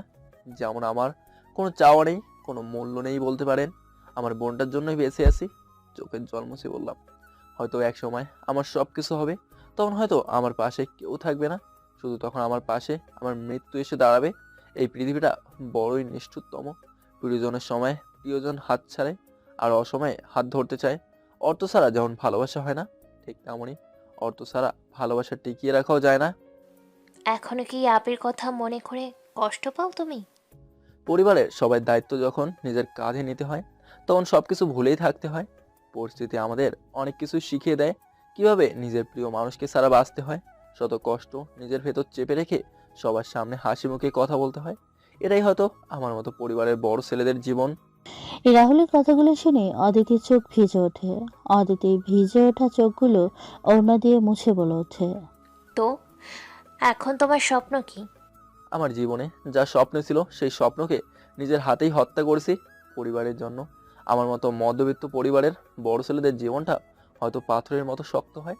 আমার স্বপ্ন পূরণ করার আগে আমার দুই ভাইয়ের স্বপ্ন পূরণ করতে চেয়েছিলাম, কিন্তু তারা চাকরি পেয়ে গেছে একই কোম্পানিতে, একজন ক্যাশিয়ার আর একজন ইনচার্জ হিসেবে, যা তারা আমাকে কখনো বলেও নি। আজকে তারা প্রতিষ্ঠিত, তাই বলে তারা আমাকে আর প্রিয়াকে বাসা থেকে বের করে দিয়েছে। এখন স্বপ্ন বলতে বাবাকে ওই বাড়ি থেকে বের করে নিয়ে আসা, আর আমার বোনকে বিয়ে অনেকটা ধুমধাম করেই দেওয়া। কি বলছো কি তুমি? তোমার ভাইয়েরা চাকরি পেয়েছে সেটা তোমায় বলেনি? আমি যেদিন রাতে বাসা থেকে বের হয়েছিলাম, তখন নীরব আর জয়ের ভার্সিটির স্যারের সাথে দেখা হয়। স্যার তখন আমায় সব কিছু খুলে বলেন। আচ্ছা, ওরা আমায় বললে কি আমি ওদের চাকরিটা নিয়ে যেতাম? ওরা কি আমায় নিজের ভাই ভাবতে পারেনি? আমি তো ওদের নিজের ভাই মনে করেছিলাম, ওদের জন্য নিজের জীবনটাই শেষ করে দিয়েছিলাম। তবে এবার আমায় নিজেকে নিয়ে ভাবতে হবে আমার বোন আর বাবাকে নিয়ে। আচ্ছা, পুরাতন কথা বাদ দাও, চলো, নিচে সবাই অপেক্ষা করছে। আপনি যান, আমি আসছি। অদিতি নিতে চলে যায়। কিছুক্ষণ পর রাহুল এসে সবার সাথে খেতে বসে। খাওয়া দাওয়া করে রাহুল চলে যায় তার রুমে। প্রিয়া আন্টিকে রান্নাঘরে সাহায্য করছে। এতদিন আরিফ প্রিয়াকে নিয়ে ভার্সিটিতে নামিয়ে দিয়ে আসতো, আবার নিয়েও আসতো। অদিতি তার বাবার রুমে গিয়ে তার বাবাকে বলে, বাবা, কি করো তুমি? কিছু না রে মা, কিছু বলবি? আচ্ছা বাবা, শুনলাম রাহুলের মাস্টার শেষ অনেক আগে, তাহলে রাহুলকে কেন আমাদের কোম্পানিতে চাকরি দিচ্ছ না? বলেছিলাম যে, কিন্তু রাহুল বলেছে সে নিজের চেষ্টায় চাকরি নেবে, কারোর রেকমেন্ডেশনে সে চাকরি নেবে না। আচ্ছা বাবা, আমাদের কোম্পানির শাখা কয়টা আছে বাংলাদেশে? দেশে আছে 7টায় আর বিদেশে 2টা। আচ্ছা। অদিতি চলে আসে তার বাবার রুম থেকে। রাহুল ওই বাসা থেকে নিয়ে আসা সকল সার্টিফিকেট, মার্কশিট সবকিছু বের করে আবার নিজেকে তৈরি করতে থাকে চাকরির জন্য। পরের দিন সকালে রাহুল বেরিয়ে পড়ে চাকরির উদ্দেশ্যে। রাহুল বিভিন্ন জায়গায় চেষ্টা করে, কিন্তু সবাই চাকরির স্বার্থে ঘুষ দেওয়ার কথা বলে। রাহুল বিকেলে ক্লান্ত হয়ে বাসায় ফিরে, তখন প্রিয়া শরবত নিয়ে রুমে আসে। প্রিয়া শরবতটা রাহুলের দিকে এগিয়ে দিয়ে ফাইলটা টেবিলে নিয়ে রাখে। তখন রাহুল বলে, আপু, পড়ালেখা কেমন চলছে তোর? তোর সাথে কথা বলা হয়নি কয়েকদিন ঠিক করে। ভাইয়া ভালোই চলছে। তুই ফ্রেশ হয়ে আয়, আমি খাবার বাড়ছি। বাসার সবাই কোথায়, দেখছি না যে? সবাই কি একটা অনুষ্ঠানে গেছে, আমাকে বলেছিল, কিন্তু আমি যাইনি। কেন? আমি তোকে ছাড়া কোনো অনুষ্ঠানে গিয়েছি কি? আরে পাগলি, ওদের সাথে গেলে ভালোই লাগতো তোর। আমার ভাইয়ের সাথে আমি ভালোই আছি। তুই ফ্রেশ হয়ে আয়, আমি খাবার রেডি করছি। রাহুল আর প্রিয়া খাওয়া দাওয়া শেষ করে রাহুল চলে যায় তার রুমে, আর প্রিয়া রান্নাঘরে সবকিছু গুছিয়ে তার রুমে চলে যায়। রাহুল রুমে এসে খবরের কাগজ নিয়ে বসে, এক এক করে কয়েকটা চাকরির পোস্ট সিলেক্ট করতে থাকে। তখন প্রিয়া রুমে আসার বলে, ভাইয়া কি করছিস? দেখি কোনো চাকরি টাকরি জোগাড় করতে পারি কি না। ভাইয়া এই দেখ, একটা কোম্পানি অনলাইনে তাদের কোম্পানির জন্য নিয়োগ বিজ্ঞপ্তি দিয়েছে। প্রিয়ার হাত থেকে মোবাইল নিয়ে দেখতে পেলাম ডিআর গ্রুপ নামে একটা কোম্পানি তাদের কোম্পানির জন্য ম্যানেজার নিয়োগ করছে। একবার চিন্তা করলাম ফেক হতে পারে, তাই প্রিয়ার হাতে মোবাইল নিয়ে বললাম, না রে এটা ফেক হতে পারে। ভাই চেষ্টা করে দেখ, এটা রিয়েলও হতে পারে। তাছাড়া তুই তোর সিভি অন্যত্র দিয়েছিস, কিন্তু কিছু হয়নি। এইখানে দিয়ে রাখলে সমস্যা কি? আমি তাড়াতাড়ি করে তাদের দেওয়া ইমেলে আমার সিভি সহ প্রয়োজনীয় ডকুমেন্ট আর আমার নাম্বার পাঠিয়ে দিলাম। এইভাবে কেটে যায় 7 দিন। এই 7 দিন রাহুল অনেক চেষ্টা করেছে চাকরির জন্য, কিন্তু পায়নি একটা চাকরিও। রাহুল সকালে ঘুমিয়েছিল, হঠাৎ করে প্রিয়া এসে রাহুলকে ডাকতে থাকে। ভাইয়া, এই ভাইয়া তাড়াতাড়ি ওঠ, দেখ এটা কি হয়েছে। প্রিয়ার চেঁচামেচিতে ঘুমটা ভেঙে গেল। আমি চোখ ডলতে ডলতে বললাম, কি হয়েছে আপু, হঠাৎ করে এভাবে? আমার ঘুম ভাঙানোর দরকার কি ছিল? ভাইয়া এটা দেখ আগে তুই। আমি ফোন হাতে নিয়ে দেখতে পেলাম 7 দিন আগে যেই কোম্পানিতে সিভি দিয়েছিলাম সেই কোম্পানি সেটা অ্যাকসেপ্ট করেছে এবং ইন্টারভিউয়ের জন্য বাংলাদেশে অবস্থিত তাদের শাখা অফিসে যাওয়ার জন্য বলেছে আজকে সকালে 11টায়। প্রিয়ার দিকে তাকিয়ে বললাম, এত খুশি হচ্ছিস কেন আপু? ইন্টারভিউয়ের জন্য ডেকেছে, চাকরি তো আর হয়নি। ভাইয়া তুই শুধু নেগেটিভ চিন্তা করিস কেন? পজিটিভ চিন্তা করতে পারিস না? যার জীবনটাই নেগেটিভ সে করবে পজিটিভ চিন্তা? ধুর ভাল লাগে না। তুই ফ্রেশ হয়ে নিচে আয়, নাস্তা করে নিবি। রাহুল ফ্রেশ হয়ে নিচে চলে যায়, তারপর সবাই মিলে নাস্তা করে নেয়। রাহুল রুমে এসে কিছু কাগজ একটা ফাইলে নিয়ে রেডি হয়ে নেয়। রাহুল নিচে আসতেই অদিতি বলে ওঠে, best wishes for your job interview. ধন্যবাদ। রাহুল ইন্টারভিউয়ের জন্য চলে আসে। তখন রাহুল, জয় আর নীরবকে দেখতে পায়। রাহুলের ইচ্ছে করেছিল তাদের সাথে গিয়ে কথা বলবে, কিন্তু তাদের কাজের কথা মনে হতেই রাহুল বসে পড়ে। কিছু সময় ইন্টারভিউ শুরু হয়ে যায়। রাহুলকে যা প্রশ্ন করা হয় রাহুল তার সব কিছু উত্তর দিয়ে দেয়। রাহুলকে অপেক্ষা করার জন্য বলা হয়। সবার ইন্টারভিউ নেওয়া শেষ হয়, সবাই অপেক্ষা করছে চাকরির নামে সেই সোনার হরিণটাকে নিজের করে নেওয়ার জন্য। রাহুলও তাদের মধ্যে একজন। অফিসের পিয়ন এসে সবাইকে নিয়ে যায় একটা রুমে। তারপর ওই অফিসের সিইও এসে তাদের নাম বলা শুরু করেন, যারা এই সোনার হরিণকে নিজের নামে করে নিয়েছে। 10 জনের নাম বলা হয়, কিন্তু এই 10 জনের নামের ভিতরে রাহুলের নাম ছিল না। রাহুল সেখান থেকে চলে আসবে, তখন জয় আর নীরব রাহুলের সামনে এসে বলে, কি মনে করেছিলে আমাদের এখানে চাকরি করবে তুমি? কয়েকদিন পর আমরাই হব এই কোম্পানির সিইও। আমরা থাকতে সেটা কখনোই হতে দেব না। তোমার আর তোমার বোনের জীবন নরক করে ছেড়ে দেবো আমরা। যার জন্য করলাম চুরি সেই বলে চোর। ভালো থাক তোরা, সৃষ্টিকর্তার কাছে প্রার্থনা করি তোদের মনের আশা যেন পূরণ হয়। রাহুল একটা হাসি দিয়ে সেখান থেকে চলে আসতে যাবে, তার আগেই পিয়ন এসে রাহুলকে থামিয়ে দিল। তারপর রাহুলকে টানতে টানতে সবার সামনে থেকে একটা রুমে নিয়ে যায়। আর পিয়নকে রাহুল বলে, চাচা আমায় এখানে কেন নিয়ে এলেন? পিয়ন রাহুলের দিকে তাকিয়ে বলেন, স্যার বলেছে আপনাকে এখানে বসিয়ে রাখতে, তিনি কিছুক্ষণের মধ্যে চলে আসবেন। পিয়ন চলে যায় সেখান থেকে। কিছুক্ষণ পর সিইও কারোর সাথে কথা বলতে বলতে রুমে প্রবেশ করেন। রাহুল সিইওকে আসতে দেখে দাঁড়িয়ে যায়। তখন সিইও রাহুলকে বসতে ইশারা করে তার চেয়ারে বসে পড়েন। তখন ফোন রেখে সিইও রাহুলকে বলেন, তোমার সাথে ইন্টারভিউ দেওয়া অলমোস্ট সবার চাকরি হয়ে গেছে, কিন্তু তোমার হলো না। সেটা আমার দুর্ভাগ্য স্যার। তোমাকে একটা শর্তে চাকরি দিতে পারি আমি। এতদিন শুনতাম চাকরির জন্য টাকা পয়সা লাগে, এখন দেখছি শর্তও লাগে। আচ্ছা শুনি তাহলে আপনার কি শর্ত? তোমাকে আমি এই কোম্পানি অ্যাকাউন্ট পদে নিয়োগ দেব, তবে আমাকে মাসে মূল্য হিসাব থেকে 50,000 টাকা দিতে হবে। তুমি এই 50,000 টাকার হিসাব কিভাবে দেখাবে সেটা তোমার ব্যাপার, এবং তোমার কোম্পানি থেকে সকল সুযোগ সুবিধা দেওয়ার চেষ্টা করবে। তোমার অ্যাকাউন্টের রেজাল্ট ভালো দেখলাম, তাই তোমার জন্য এই অফার। এখন তুমি দেখে তুমি কি করবে বলো। স্যার আমি শিক্ষা অর্জন করেছি সঠিক কাজে সেটা প্রয়োগ করার জন্য। কোনো খারাপ কাজে আমি আমার অর্জন করার শিক্ষা নষ্ট করব না। প্রয়োজন হলে আপনার চাকরি করব না, তারপরও আমার শিক্ষা আমি নষ্ট করব না। রাহুল চেয়ার ছেড়ে উঠতে যাবে, তখন আবার বসে সিইওর উদ্দেশ্যে বলে ওঠে, স্যার আপনাকে এই কোম্পানির মালিক বিশ্বাস করে তার কোম্পানির দায়িত্ব দিয়েছেন। আর আপনি সেই মালিককেই ঠকানোর চিন্তা করছেন। আসলে আপনাদের মতো কিছু মানুষের জন্যই কোম্পানির মালিকরা আজকে ক্ষতিগ্রস্ত। আর আপনাদের কারণে আমাদের মতো সৎ পরিশ্রমী ছেলেরা চাকরি নামক সোনার হরিণ শুয়ে ছুতে পারে না। পারলে নিজেকে শোধরে নেবেন। আসি। রাহুল কথা বলে যখন চেয়ার থেকে উঠে দরজার সামনে চলে আসে তখন পেছন থেকে সিও বলে ওঠে, 1 মিনিট মিস্টার রাহুল, বললাম তো আমি এমন চাকরি করব না। Please take your seat. কেন? আসলে সন্ধ্যাবেলা রাহুল বাসায় ফিরে সোফায় বসে পড়ে। প্রিয়া রান্নাঘরে সবার জন্য চা করছিল। রাহুলকে বসতে দেখে রাহুলের সামনে এসে বলে, খিরে ভাইয়া, ইন্টারভিউ কেমন হলো? রাহুল মাথা নিচু করে কান্না করছে। প্রিয়ার প্রশ্নের কোনো রেসপন্স করছে না। তখন প্রিয়া হাঁটু গেড়ে বসে রাহুলের মাথা উপরে তুলে দেখতে পায় রাহুল কান্না করছে। তখন প্রিয়া অস্থির হয়ে বলে, কান্না করছিস কেন ভাইয়া? একটা চাকরি হয়নি তো কি হয়েছে? তুই ভেঙে পড়ছিস কেন? ভাইয়া, তুই না বলতি এত সহজে ভেঙে পড়বি না? তাহলে এখন কান্না করছিস কেন? ভাইয়া, নতুন করে আবার চেষ্টা করবি, একটা না হলে আরেকটা হবেই। সবাই নিচে চলে আসে। তখন আঙ্কেল রাহুলের সামনে এসে বলে, কিরে রাহুল, কান্না করছিস কেন? দেখো না আঙ্কেল, আমিও জিজ্ঞেস করছি কিন্তু কিছুই বলছে না, শুধু কান্না করে যাচ্ছে। আচ্ছা দাঁড়াও, আমি দেখছি। রাহুল, কি হয়েছে বাবা? বল আমাদের। এভাবে কান্না করছিস কেন? দেখ প্রিয়াও কেমন কান্না করছে।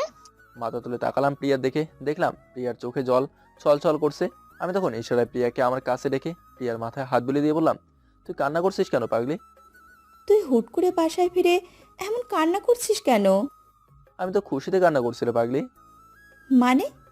খুশিতে কান্না করছিলে মানে? আমার চাকরিটা হয়ে গেছে। তবে তবে কি? তবে কি রে রাহুল? ওরা বলেছে, কিছুক্ষণ আগের ঘটনা।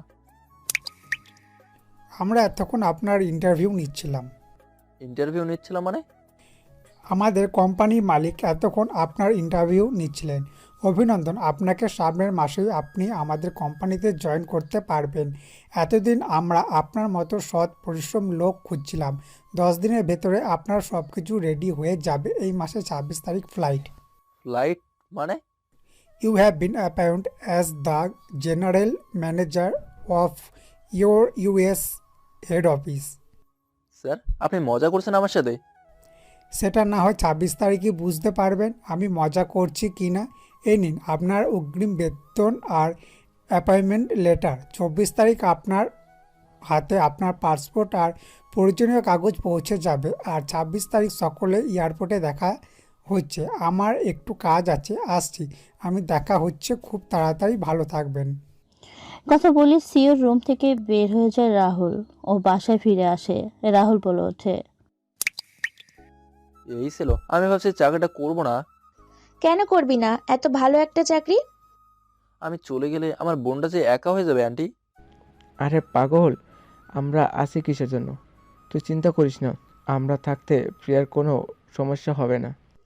আচ্ছা রাহুল, তুই কি আমাদের বিশ্বাস করতে পারছিস না? না না আন্টি, এমনভাবে বলিনি। তো কিভাবে বলছেন শুনি? আমার মনে হয় তুমি আমাদের সবাইকে বিশ্বাস করো। না আসলে সেটা নয়, আমার বোনটা বা আমি কেউ কাউকে ছাড়া কখনো একা থাকিনি। মা মারা যাওয়ার পর থেকে প্রিয়া আমার সব হয়ে আছে। ভাইয়া, তুই চিন্তা করিস না, আমি সবার সাথে ভালো থাকবো এখানে।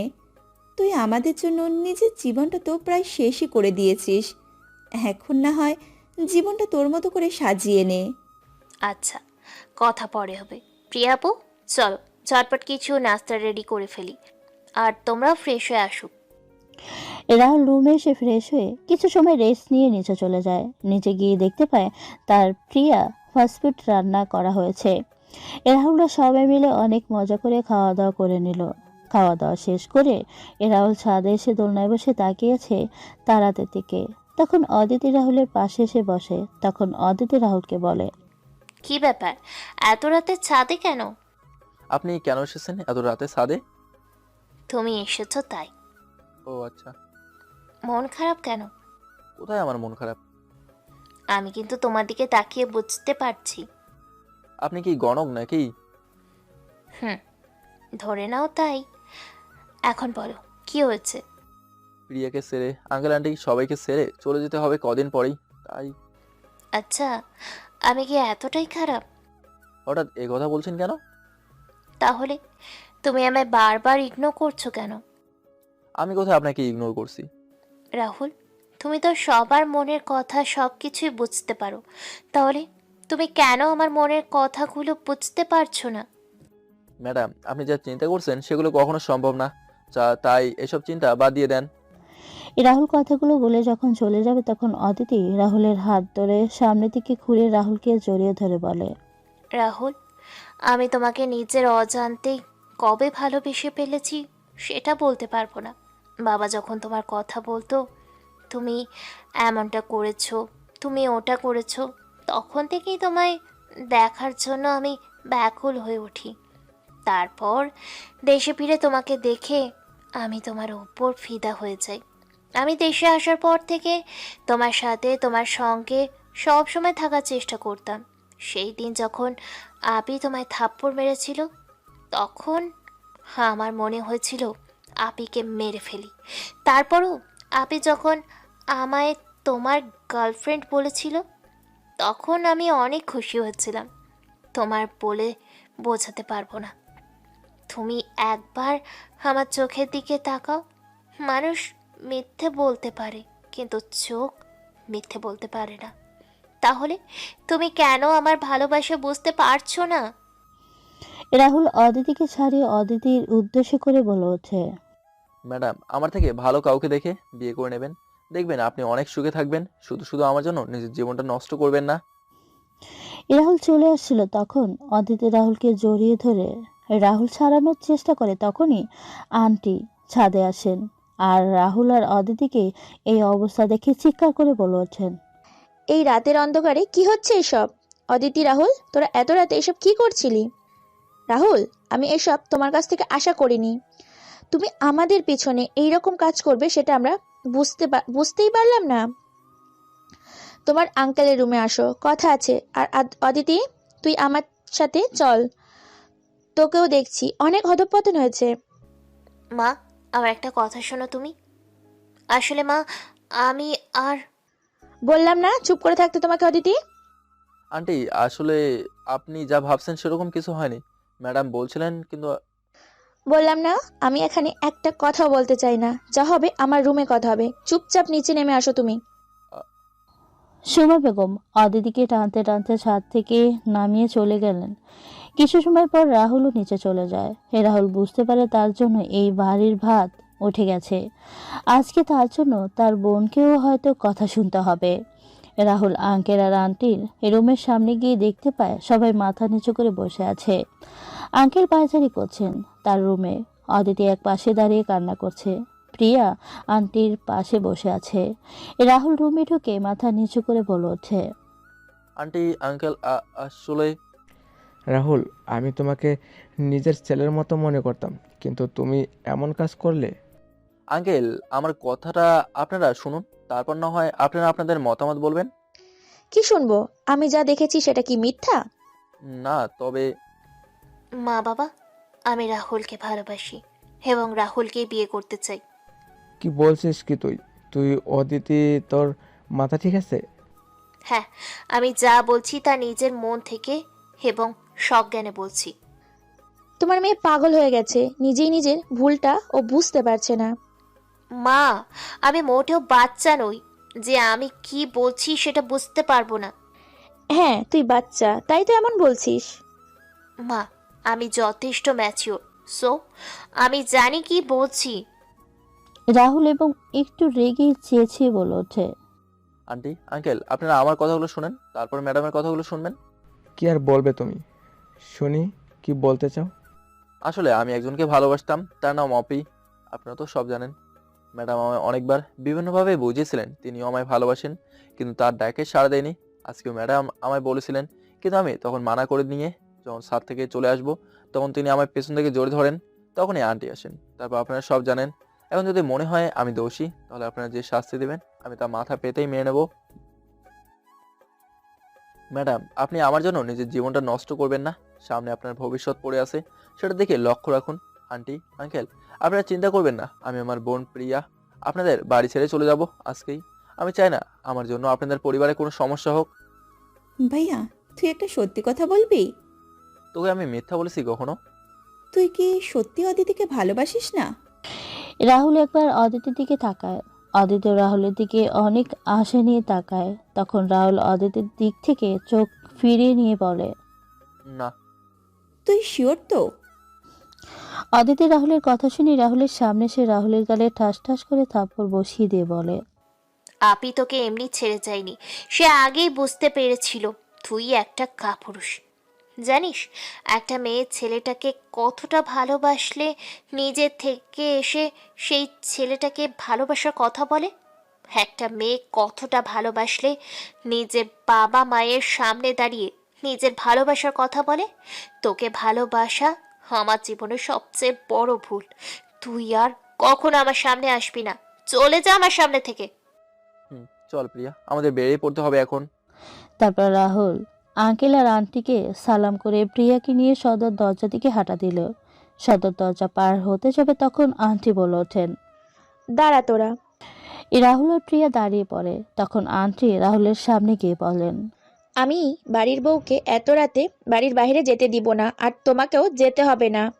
তোমার কথা বিশ্বাস করে নিলাম, তবে তুমি আর অদিতি কেউ কারোর সাথে ভুলেও কখনো কথা বলবে না। আচ্ছা। এই সপ্তাহে আমি অদিতির বিয়ে আমার ভাইয়ের ছেলের সাথে হবে। সবাই চলে যায় সবার রুমে। রাহুল বাড়ি থেকে বের হয়ে এসে বাগানের পুকুরে সিঁড়িতে বসে নিজের চোখে জল ফেলছে। এদিকে অদিতি তার রুমে গিয়ে দরজা আটকিয়ে শাওয়ার ছেড়ে দিয়ে চিৎকার করে কান্না করছে। দুইজনই কান্না করছে। একজন কান্না করছে বদ্ধ রুমে, আর একজন কান্না করছে কালো অন্ধকারে। পরের দিন সকালে রাহুল ফ্রেশ হয়ে ড্রাইভারদের সাথে খাবার খেয়ে গাড়িতে আঙ্কেলের জন্য অপেক্ষা করছে। রাহুলকে ভেতরে গিয়ে খাবার খাওয়ার জন্য আরিফ আর প্রিয়া ডাকতে এসেছিল, কিন্তু রাহুল তাদের মানা করে দেয়। সবাই বুঝতে পারে রাহুল কেন আসেনি। কিছুক্ষণ পর আঙ্কেল চলে আসলে গাড়ি চালানো শুরু করে। কিছু সময় পর রাহুল অফিসে এসে পৌঁছে যায়। আঙ্কেলকে নামিয়ে দিয়ে রাহুল চলে যায় তার অফিসে। অফিসে গিয়ে সিও স্যারের এই রুমের সামনে গিয়ে বলে, স্যার আসবো?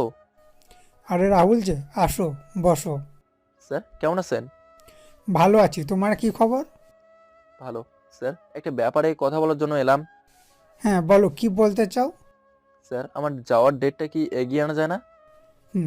কিন্তু কেন? এমনি আসলে স্যার, আমি যত তাড়াতাড়ি যাব তত ওই অফিসের সবার সাথে কমিউনিকেশনটা ভালো হবে এবং কাজ করতেও সুবিধা হবে। সেটা ঠিক বলছো তুমি। তো তুমি কবে যেতে চাও? এই মাসের 22 তারিখ স্যার। আচ্ছা, হয়ে যাবে। তাহলে আমি আসি স্যার। রাহুল বের হয়ে আসে কোম্পানি থেকে। রাহুল যখন সিগন্যাল দাঁড়িয়েছিল তখন দেখতে পায় অপি বাইকে একটা ছেলের সাথে জড়াজড়ি করে বসে আছে আর অনেক হাসাহাসি করছে। রাহুল সেদিকে তাকিয়ে একটা দীর্ঘশ্বাস ফেলে সিগন্যাল ছেড়ে দিলে রাহুল বাসায় চলে আসে। রাহুল বাসায় এসে কারোর সাথে কথা না বলে নিজের রুমে গিয়ে তার কাপড় নিয়ে চলে আসতে যাবে তখন আন্টি রাহুলের সামনে এসে দাঁড়ান। রাহুল একবার তাকিয়ে মাথা নিচু করে নিল। তখন আন্টি বলেন, কোথায় যাচ্ছিস এসব নিয়ে? ড্রাইভারদের এখানে।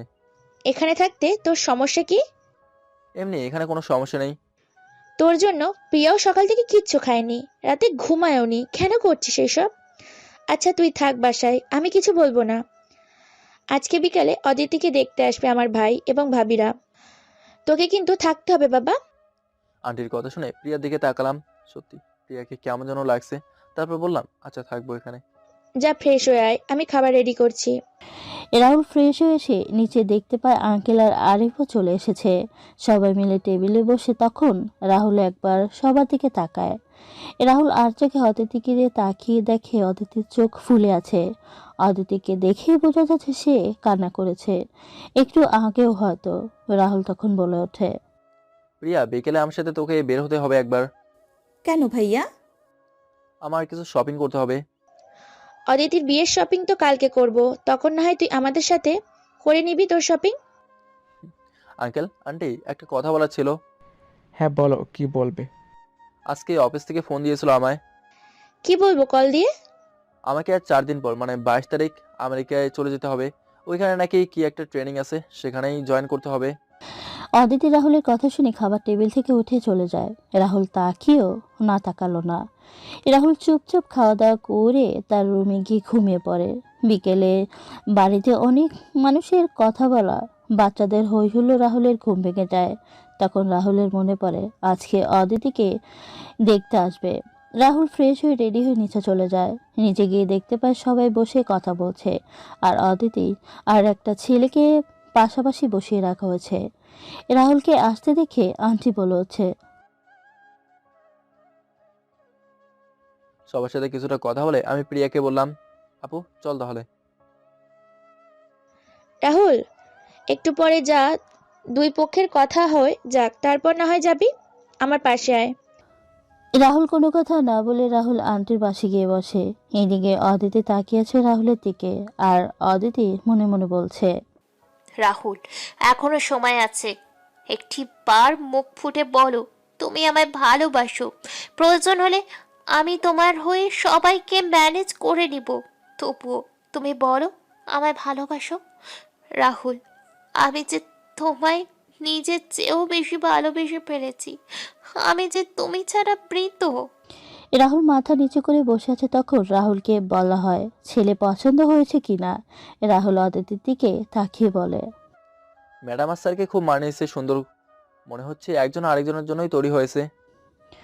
অদিতি রাহুলের দিকে তাকিয়ে রাহুলের চোখে পানি দেখতে পায়, যা কেউ দেখতে পায়নি। রাহুল তারপর দাঁড়িয়ে বলে, আন্টি এবার আমরা আসি তাহলে, আপনার কথা বলেন। আপু চল। ভাইয়া পালিয়ে যাচ্ছিস কেন? মানে? অদিতির বিয়ে দেখতে পারবি না, তাই পালিয়ে যাচ্ছিস তুই? কি বলছিস কি তুই আপু? আমি কেন অদিতি ম্যাডামের বিয়ে দেখতে পারবো না? কারণ তুই অদিতিকে ভালোবাসিস, আর সেটা তোর নিজের অজান্তেই। ভাইয়া, আর কত নিজের ভালোবাসাকে হত্যা করবি? কেন করছিস এমন তুই? তুই যা ভাবছিস এমন কিছুই না। তাহলে বিকেলে তোর চোখে জল ছিল কেন? ভাইয়া, সত্যিকারের ভালোবাসা সবার জীবনে এমন করে আসে না। এখনো সময় আছে, নিজের মনের কথা খুলে বল তুই সবাইকে। কাকে বলবো বল? যে আঙ্কেল আমাদের এত সাহায্য করছে তাকে না, যে আন্টি আমাদের মায়ের মতো করে স্নেহ করছে তাকে বলবো? আঙ্কেল আন্টির কি ইচ্ছে করে না নিজের মেয়ের জন্য একটা প্রতিষ্ঠিত ছেলে খুঁজে সেই ছেলের হাতে তার মেয়েকে তুলে দিতে? আমি পারবো না এমন কাজ করতে। আর হ্যাঁ, আমিও ভালোবাসি অদিতিকে, তবে সেটা দূর থেকে। বাদ দে এসব কথা। ভাইয়া, তুই অনেক ভালো রে। তোর মতো ভাই পেয়ে আমি নিজেকে অনেক লাকি মনে করি। আচ্ছা নে, খাওয়া শুরু কর। খাওয়া দাওয়া শেষ করে রাহুলরা বাসায় চলে আসে। রাতে খাবার টেবিলে রাহুল অদিতিকে দেখতে পায়নি। এভাবে কেটে যায় 2 দিন। কালকে রাহুলের ফ্লাইট। রাতের ঠান্ডা বাতাসে রাহুল দাঁড়িয়ে আছে ছাদে। পিছনে কারো আসার শব্দে রাহুল পেছনে তাকায়। পেছনে তাকিয়ে দেখতে পায় অদিতি। রাহুল তখন ছাদ থেকে নামতে যাবে, তখন অদিতি বলে ওঠে, চলেই তো যাবো, আর হয়তো কখনো তোমার সাথে কথা হবে না। 10 মিনিট আমার সাথে ছাদে বসে কথা বলবে তুমি? ধরে নাও এটা আমার আর তোমার শেষ দেখা। দেখুন, এভাবে আমাদের ছাদে কেউ দেখে ফেললে সমস্যা হবে। আমি চাই না আর কোনো সমস্যা হোক। চিন্তা নেই, আমি মায়ের অনুমতি নিয়ে আসছি।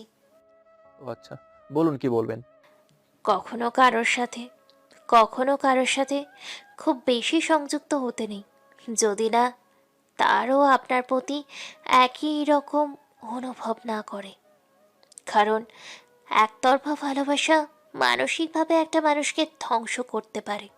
প্রেমে পড়া আমার কোনো ভুল ছিল না, কিন্তু এমন একজন মেয়ে কিন্তু এমন একজন মানুষের প্রেমে পড়েছি যে তার নিজের মনের কথা বলতে পারে না। এটাই আমার সবচেয়ে বড় ভুল ছিল। আমি জানি তুমি কখনোই পারবে না ভালোবাসতে আমাকে, কিন্তু তারপরও আমি থামাতে পারছি না নিজের অবাধ্য ভালোবাসাকে। আমি জানি তুমি আমার নও, কিন্তু এটা আসলে কোনো ব্যাপার না। আমি তোমাকে ভালোবাসি, এবং আমি কোনো আশা ছাড়াই তোমাকে ভালোবাসি, আর চিরকাল বেসে যাব। রাহুলের দিকে তাকিয়ে অদিতি কথাগুলো বলছিল। অদিতির চোখ দিয়ে বন্যা বয়ে চলছে। রাহুলও সেটা বুঝতে পারছে, কিন্তু রাহুল সব বুঝেও চুপ করে রইল। অদিতি চোখে জল মুছে বলে, কালকে ফ্লাইট কটায় তোমার? সকাল 8টায়। আচ্ছা, এতদিনেও কি আমার জন্য কিঞ্চিত পরিমাণ ভালোবাসা জন্মায়নি তোমার? ম্যাডাম, কিছু কিছু কথা বা অনুভূতি প্রকাশ না করাই ভালো। কিছু কথা না হয় নিজের ভেতরেই থাকা ভালো। কিছু না বলা কথাগুলোর মাঝেই অনেক পূর্ণতা লুকিয়ে থাকে। অনুভূতিগুলো ভুলতে পারবে তুমি? জীবনে যদি এগিয়ে যেতে হয় তাহলে অনেক কিছুই এড়িয়ে চলতে হয়। আমিও না হয় অনুভূতিগুলোকে। রাহুল কথা শেষ করার আগে রাহুলকে জড়িয়ে ধরে অদিতি। রাহুল অদিতিকে ছাড়াতে চাচ্ছে, তখন অদিতি বলে ওঠে, আর তো কখনো এভাবে জড়িয়ে ধরার সুযোগ হবে না। বেশি না, 5 মিনিট জড়িয়ে ধরে থাকবো, তারপর তুমি মুক্ত হয়ে যাবে। রাহুল আর কিছু বলল না। রাহুল বুঝতে পারলো তার টি শার্টটা ভিজে গেছে।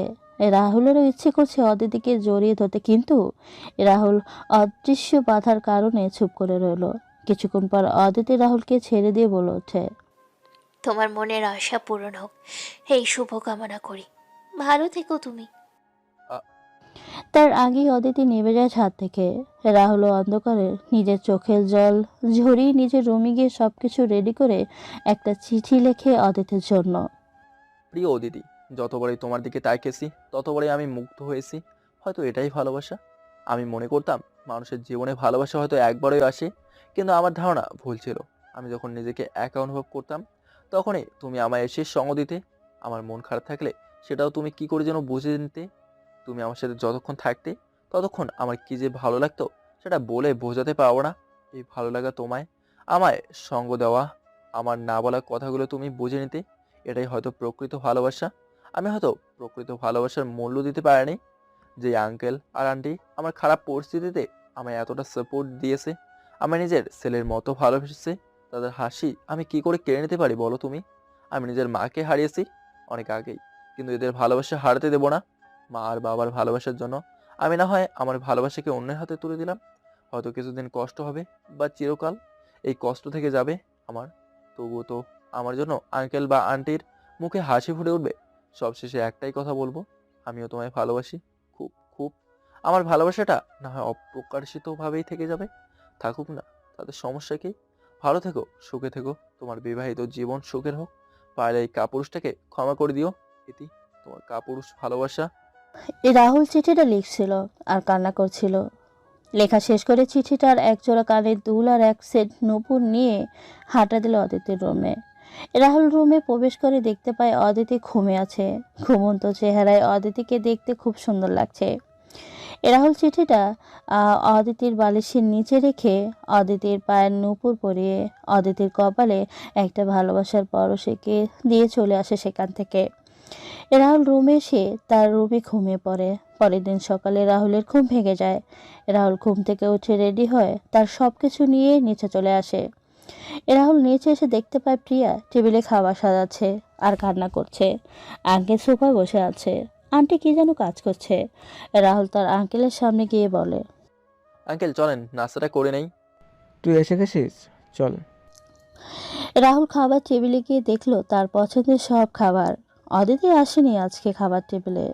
রাহুল খাওয়া শুরু করলো। সবাই খাচ্ছে, কিন্তু প্রিয়া খাবার খাচ্ছে না। তখন রাহুল বলে, কিরে প্রিয়া, খাবার খাচ্ছিস না কেন? হ্যাঁ, খাচ্ছি তো। এদিকে আয়। প্রিয়া আসে রাহুলের পাশে বসে। তখন রাহুল প্রিয়ার মুখের সামনে খাবার ধরে বলে, হা কর, আমি খাইয়ে দিচ্ছি। রাহুলের কথা শুনে প্রিয়া আবার নিজেকে আটকে রাখতে পারলো না। প্রিয়া রাহুলকে জড়িয়ে ধরে চিৎকার দিয়ে কান্না করছে। প্রিয়া কান্না করছে, রাহুল প্রিয়াকে খাইয়ে দিচ্ছে। খাওয়া দাওয়া শেষ করে রাহুল সবার উদ্দেশ্যে বলে ওঠে, আঙ্কেল এবার আসি আমি। কোনো ভুল করে থাকলে ক্ষমা করে দেবেন, আর আমার বোনটাকে দেখে রাখবেন। কি বলছিস কি বাবা তুই? চিন্তা করিস না, তুই প্রিয়া আমাদের সাথে ভালো থাকবে। দোয়া করে তুই অনেক বড় হ বাবা। আন্টি, মায়ের আদর স্নেহ পায়নি বেশি দিন, তারপর আপনি আমার মায়ের আদর জায়গা নিয়ে নিলেন। যদি তোমার এই ছেলে তোমাকে কোনো কারণে কষ্ট দিতে থাকে তাহলে ক্ষমা করে দিও। না বাবা, এরকম করে বলিস না তুই। সফল একজন মানুষ হয়ে তুই খুব তাড়াতাড়ি ফিরে আসবি আমাদের কাছে, দোয়া করি। তারপর রাহুল, প্রিয়া আর আরিফ বেরিয়ে পড়ে এয়ারপোর্টের উদ্দেশ্যে। এয়ারপোর্টে এসে রাহুল তার সকল কাজ শেষ করে প্রিয়া আর আরিফকে বলে, আরিফ ভাই, আমার বোনটাকে তোমার হাতে আমি তুলে দিয়ে গেলাম। আজকে থেকে তুমি আমার বোনের সুখ দুঃখের সাথী। এতদিন আমি ছিলাম, কিন্তু এখন চলে যাচ্ছি। আমার বোনটাকে দেখে রেখো তুমি। ভাইয়া, তুমি চিন্তা করো না, তোমায় কথা দিলাম প্রিয়ার সাথে আমি আছি আর থাকবো চিরকাল। আসি রে আপু, ভালো থাকিস, আর কথা হবে আপু। রাহুল কথার বলে ভিতরে চলে যায়। প্রিয়া আর আরিফ তাকিয়েছিল রাহুলের যাওয়ার দিকে। রাহুল ভেতরে চলে যাওয়ার পর আরিফ প্রিয়াকে নিয়ে বাসার উদ্দেশ্যে রওনা দিল। অদিতি ঘুম থেকে উঠে খাওয়া দাওয়া শেষ করে তার রুমে গিয়ে বসে। তখন তার পায়ের দিকে তাকিয়ে দেখে নূপুর। অদিতি বুঝতে পারছে না তার পায়ে নূপুর আসলো কোথা থেকে। হঠাৎ করে অদিতি নজর পড়ে তার বালিশের পাশে একটা কাগজের উপর। অদিতি কাগজটি হাতে নিয়ে দেখতে পায় একটা চিঠি। অদিতি চিঠিটা পড়ে কান্না করতে করতে তারপর চিঠিটা নিয়ে চলে যায় নিচে। এদিকে রাহুল দীর্ঘ ভ্রমণযাত্রা শেষ করে পৌঁছে যায় আমেরিকায়। তারপর অফিসে কয়েকজন এসে রাহুলকে রিসিভ করে নিয়ে যায়। রাহুল সবার সাথে পরিচিত হয়ে চলা শুরু করলো অফিসের উদ্দেশ্যে। অফিসে গিয়ে তার বসের সাথে কথা বলে তার কাজের সবকিছু জেনে বাসায় চলে আসে। রাহুল ফ্রেশ হয়ে এসে প্রিয়ার সাথে কথা বলে নেয়। এভাবে চলছিল রাহুলের দিনকাল। রাহুল প্রত্যেকদিন প্রিয়ার সাথে কথা বলতো, সবার খোঁজ নিত, সবার আড়ালে অদিতির ঘুমন্ত ছবিটার দিকে তাকিয়ে থাকতো। প্রিয়ার কাছ থেকে রাহুল জানতে পারে অদিতির বিয়ে হয়ে গেছে, আর অদিতি এখন একটা কোম্পানির ম্যানেজার হিসেবে চাকরি করছে। রাহুল অদিতির বিয়ের কথা শুনে সেদিন অদিতির ছবি সামনে রেখে অনেক ড্রিঙ্কস করেছিল। কয়েকদিন পর রাহুল কাজ নিয়ে ব্যস্ত হয়ে যায়। শত ব্যস্ততার মাঝেও রাহুলের অদিতির পাগলামিগুলো মনে হতো। রাহুল তখন অদিতির ছবির দিকে তাকিয়ে থাকতো। কিছু সময় এভাবেই কাটছিল রাহুলের দিন। 5 বছর পর অফিসের সবার সাথে রাহুল বেশ ভালোভাবেই কাজ করছে। 2 বছরের মাঝেই রাহুলদের কোম্পানি বিশ্বের 1 নম্বর কোম্পানিতে পরিণত হয়। কোম্পানির বস রাহুলের কাছে খুশি হয়ে রাহুলকে আমেরিকা শহরে একটা ডুপ্লেক্স বাড়ি এবং একটা লামনগিরি গাড়ি গিফট করেন। একদিন রাতে রাহুল ঘুমিয়েছিল, তখন 2টা হবে। হঠাৎ করে রাহুলের ফোন বেজে ওঠে। রাহুল ফোন রিসিভ করতে রাহুলের মাথায় আকাশ ভেঙে পড়ে। রাহুল তাড়াতাড়ি করে গাড়ি চালিয়ে চলে আসে তার বসের বাসায়। রাহুল বাসায় এসে বেল বাজায়, তারপর কাজের লোক দরজা খুলে দিল। রাহুল তার বসের রুমে চলে যায়। রাহুলকে দেখে তার বস রাহুলকে এভাবে তাড়াহুড়া করে বাসা আসার কারণ বলেন। রাহুল সব শুনে বলে, স্যার আমি দেখছি, আপনি চিন্তা করবেন না কিছুই, আপনি রিল্যাক্স থাকুন, আমি সব সামলে নেবো, আর দেখছি সব। তখন বস রাহুলকে বলেন, আজকে থেকে তুমি আমার বাংলাদেশে আমার অফিসের সিইও নিযুক্ত করলাম। আর এই নাও সব ডকুমেন্ট। আমি এখনই বাংলাদেশে বলে দিচ্ছি সব কিছু। না স্যার এখন না, আমি বললে আপনি সেটা বলবেন। আচ্ছা বস, বলে জিজ্ঞেস করেন রাহুল কবে দেশে ফিরবে। তখন রাহুল বলে, স্যার কালকে সকালেই আমি রওনা দিচ্ছি। বস আচ্ছা বলে আর কিছু কথা বলে রাহুল চলে আসে সেখান থেকে বাসায়। এসে রাহুল সব কিছু গুছিয়ে নিয়ে সকাল 7টায় বেরিয়ে পড়ে আমেরিকায় লস অ্যাঞ্জেলেস ইন্টারন্যাশনাল এয়ারপোর্টে। সকল ফর্মালিটি শেষ করে বিমানের অপেক্ষা করতে থাকে। আপনাদের বলা হয়নি, প্রিয়া আর আরিফের বিয়ে হয়ে গেছে। তাদের 3 বছরের একটা মেয়ে আছে, নাম ঋতু। আর রাহুলের বাবা 2 বছর আগে মারা গেছেন। রাহুল কিছুক্ষণ পর বিমানে উঠে পড়ে। কিছু সময় পর বিমান উড়াল দিল। রাহুলের মনে পড়েছে 5 বছর আগের স্মৃতিগুলো। 24 ঘন্টার দীর্ঘ বিমানযাত্রা শেষে বিমান বাংলাদেশের রানওয়ে ল্যান্ড করে। তারপর রাহুল এয়ারপোর্টের সকল কাজ শেষ করে বাইরে এসে গাড়ি নিয়ে বাসায় চলে আসে। রাহুল বাসায় এসে বেল দিল। কিছুক্ষণ পর কেউ দরজা খুলে দিল, আর তার দিকে তাকিয়ে রইল। দরজা খুলে দেওয়া মানুষটাও তাকিয়ে আছে রাহুলের দিকে। দুজনেরই ধ্যান ভাঙে। ভেতর থেকে আন্টির গলা স্বর শুনে আন্টি বলে ওঠে, কে আসছে রে অদিতি এত সকালে? আন্টি আমি আসছি। আন্টি দরজার সামনে এসে রাহুলকে দেখতে পেয়ে রাহুলকে জড়িয়ে ধরে। রাহুলও জড়িয়ে ধরে। তখন আন্টি বলেন, কি রে বাবা, হঠাৎ করে এলি তুই? আমাদের বললে কি হতো, আসতে কোনো সমস্যা হয়নি তো? আরে সারপ্রাইজ দিলাম, আর বলে দিলেই সেটা কি আর সারপ্রাইজ থাকতো কি? তা অবশ্য ঠিক। বাকিরা কই? আয় ভেতরে আয়, সবাই আছে। প্রিয়া, আরিফ, কই গো তুমি? সবাই নিচে আসো, দেখে যাও কে আসছে। আঙ্কেল রুম থেকে বেরিয়ে এসে রাহুলকে দেখতে পেলেন। তারপর রাহুল আঙ্কেলকে সালাম করে।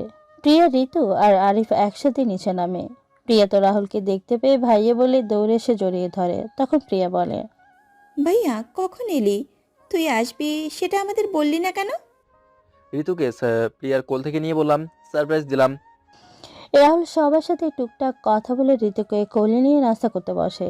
সবাই অনেক কথা বলছে। রাহুলও তাদের সাথে হ্যাঁ বা না বলছে। অদিতি খাবার খাচ্ছে, সবার আড়ালে রাহুলের দিকে তাকাচ্ছে। তখন আঙ্কেল বলেন, কতদিনের ছুটিতে এলি? তুই না একেবারে চলে আসছিস? না গেলে একটা কাজে আসছি, কাজটা শেষ হয়ে গেলে আবার ফিরে যাব। এবার না হয় বিয়েটা করে নিজের বউকে সাথে করে নিয়ে যাবি। বিয়ে? হ্যাঁ বিয়ে। তোর জন্য আমরা মেয়ে ঠিক করে রেখেছি। মেয়েটাকে আমাদের বেশ পছন্দ হয়েছে, তোরও পছন্দ হবে। আমাদের মামা ভবনের খাওয়া হয়ে গেছে, আমরা গেলাম ঘুমাতে। রাহুল কথাটা বলে সেখান থেকে চলে যায়। রাহুলের যাওয়ার দিকে সবাই তাকিয়ে আছে। তখন আরিফ বলে ওঠে, নাও এবার ঠেলা সামলাও। আমি আগেই বলেছিলাম এই কাজ করো না, কিন্তু তোমরা আমার কথা শুনলে কোথাও। আমার ভাই আমি সামলে নেব, তোমাকে কিছু করতে হবে না। আমার ছেলে আমি সামলে নিব।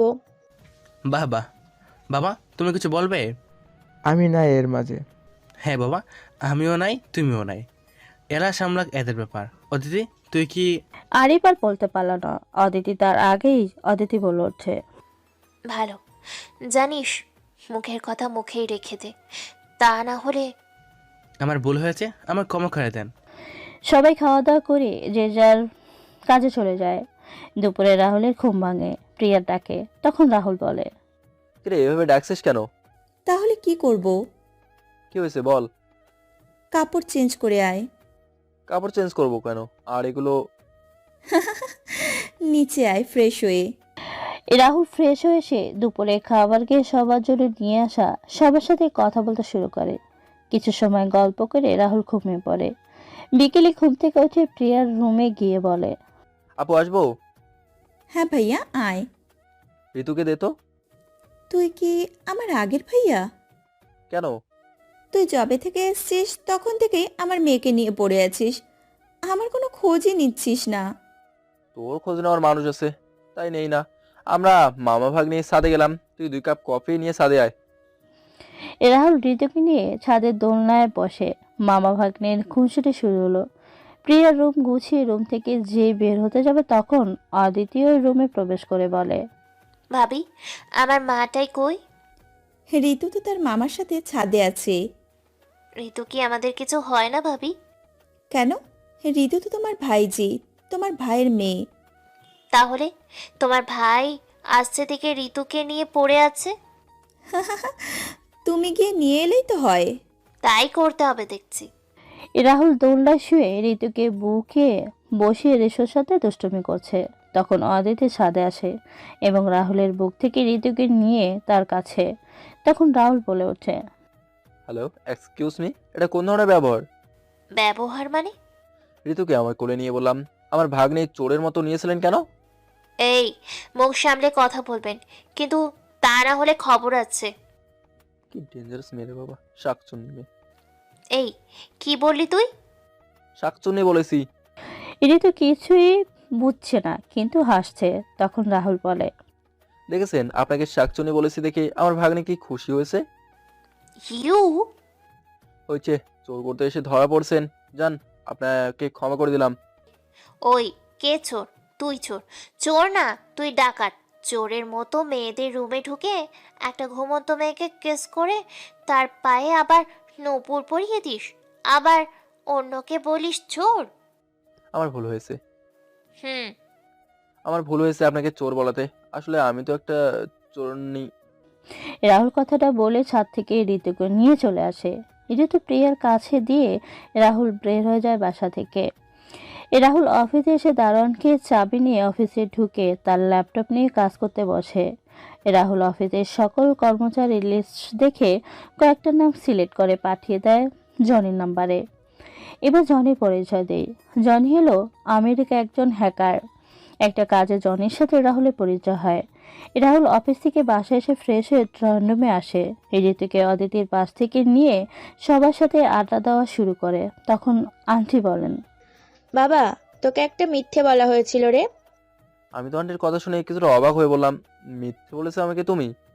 আমি একা না, সবাই মিলেই মিথ্যা বলেছিল। মানে? আসলে প্রিয়া তুই বল। তারপর বলো। আসলে ভাইয়া। ম্যাডামের কি? আস্তে আস্তে ম্যাডামকে শুয়ে বললাম, শাকচুন্নি কি কোথাও চুরি করতে ধরা পড়েছে? রাহুলের কথা শুনে অদিতি রাহুলের দিকে রাগে চোখে তাকায়। তখন রাহুল হালকা একটা চোখ টিপ মেরে বলে, কি হয়েছে? অদিতির বিয়ে হয়নি। আসলে আমরা সবাই এতদিন তোকে মিথ্যে বলেছিলাম। আচ্ছা ভালো, কি কিন্তু মিথ্যে বলার কারণ? আসলে তুই চলে যাবার পর আমরা বাসায় সবাই মন খারাপ করে বসেছিলাম। তখন অদিতি তার রুম থেকে এসে কান্না করতে করতে তোর চিঠি আমাদের হাতে দিয়ে পড়তে বলে। আমরা তোর চিঠি পড়ে নিজের ভুল বুঝতে পারি। তারপর অদিতি বিয়ে ক্যান্সেল করে দিই। তারপর তোকে যখন জানাতে যাব, প্রিয়া আর অদিতি আমায় মানা করে। অদিতি বলে, ও আমায় অনেক কাঁদিয়েছে, এখন আমি ওর হের বদলা নিব। তাই তোমরা ওকে বলবে আমার বিয়ে হয়ে গেছে। আমি অনেকবার আমার কাজের জন্য তোর কাছে ক্ষমা চাওয়ার জন্য কল দিয়ে সবকিছু বলতে চেয়েছিলাম, কিন্তু ওরা বলতে দেয়নি। তুই আমার উপর রাগ করে থাকিস না বাবা। লে হালুয়া, দেখলেন নি পাঠক বন্ধুরা, ওরা আমার সাথে কি গেম খেললো। তখন আমি প্রিয়ার উদ্দেশ্যে বললাম, আসলে আমার এখানে আসাই ভুল হয়েছে। আমি মনে করেছিলাম আমার বোন এখানে আছে, কিন্তু এখানে দেখি অন্য কেউ আছে, আমার বোন না। আমি আজকেই আমার অফিসে থেকে দেওয়া বাড়িতে উঠবো। আসলে ভাইয়া, থাক, আর তোমাদের একটা জিনিস দেখানোর জন্য আমি এখানে উঠেছিলাম, সেটা দেখাতেই ভুলে গেছি। কি দেখাবি? আমরা হবু বউকে। মানে? হবু বউ মানে? আসলে আমার কোম্পানির বসের বড় মেয়ে বৃষ্টির সাথে কাজের স্বার্থে পরিচয় হয়, তারপর কথা বলা হয়। একসময় বৃষ্টি তার বাবাকে বলে সে আমায় পছন্দ করে। বস তখন আমায় ডেকে সব কিছু বলেন। প্রথমে আমি মানা করে দেই, কিন্তু একসময় চিন্তা করি আর কত একা থাকবো, তাই রাজি হয়ে যাই। বৃষ্টি এই সপ্তাহে বাংলাদেশে আসবে। আমাদের এখানে সব কাজ শেষ হয়ে গেলে আমেরিকা ফিরে গিয়ে বিয়েটা সেরে নেব, আর তোমরাও সাথে যাবে আমার। অদিতির কি হবে? আমি কি বলবো, তোরাই তো বলেছিস ওনার বিয়ে হয়ে গেছে, তাই আমি এত চিন্তা না করে রাজি হয়ে গেলাম। আমি যাই, কালকে থেকে আমার অফিস আছে। ভাইয়া, আমি তোমার সব বিয়ে দায়িত্ব নিয়ে দেখাশোনা করব। সেটা কি আর বলতে। রাহুল কথাগুলো বলে চলে যায় সেখান থেকে। আর অদিতি আরিফের দিকে তাকিয়ে আরিফের দিকে তাকিয়ে মনে মনে বললাম, আরিফের বাচ্চা, আজকে আমি তোরে খাইছি শালা। এ নাকি আমার ভাই? ঘর শত্রু বিভীষণ না হয়, ঘর শত্রু আমার ভাই হলে ভালো হতো। কোথায় আমার সাহায্য করবে তা না করে বলছে বিয়ের দায়িত্ব নিবে। রাহুলের বাচ্চা, এতদিন কিছু করিনি আমি তোকে ভালোবাসি বলে, কিন্তু এবার দেখবি আমি কি করি। অদিতির দিকে তাকিয়ে দেখলাম অদিতির রাগে চোখে তাকিয়ে আছে। আমি আমার মেয়েকে নিয়ে রুমে চলে গেলাম।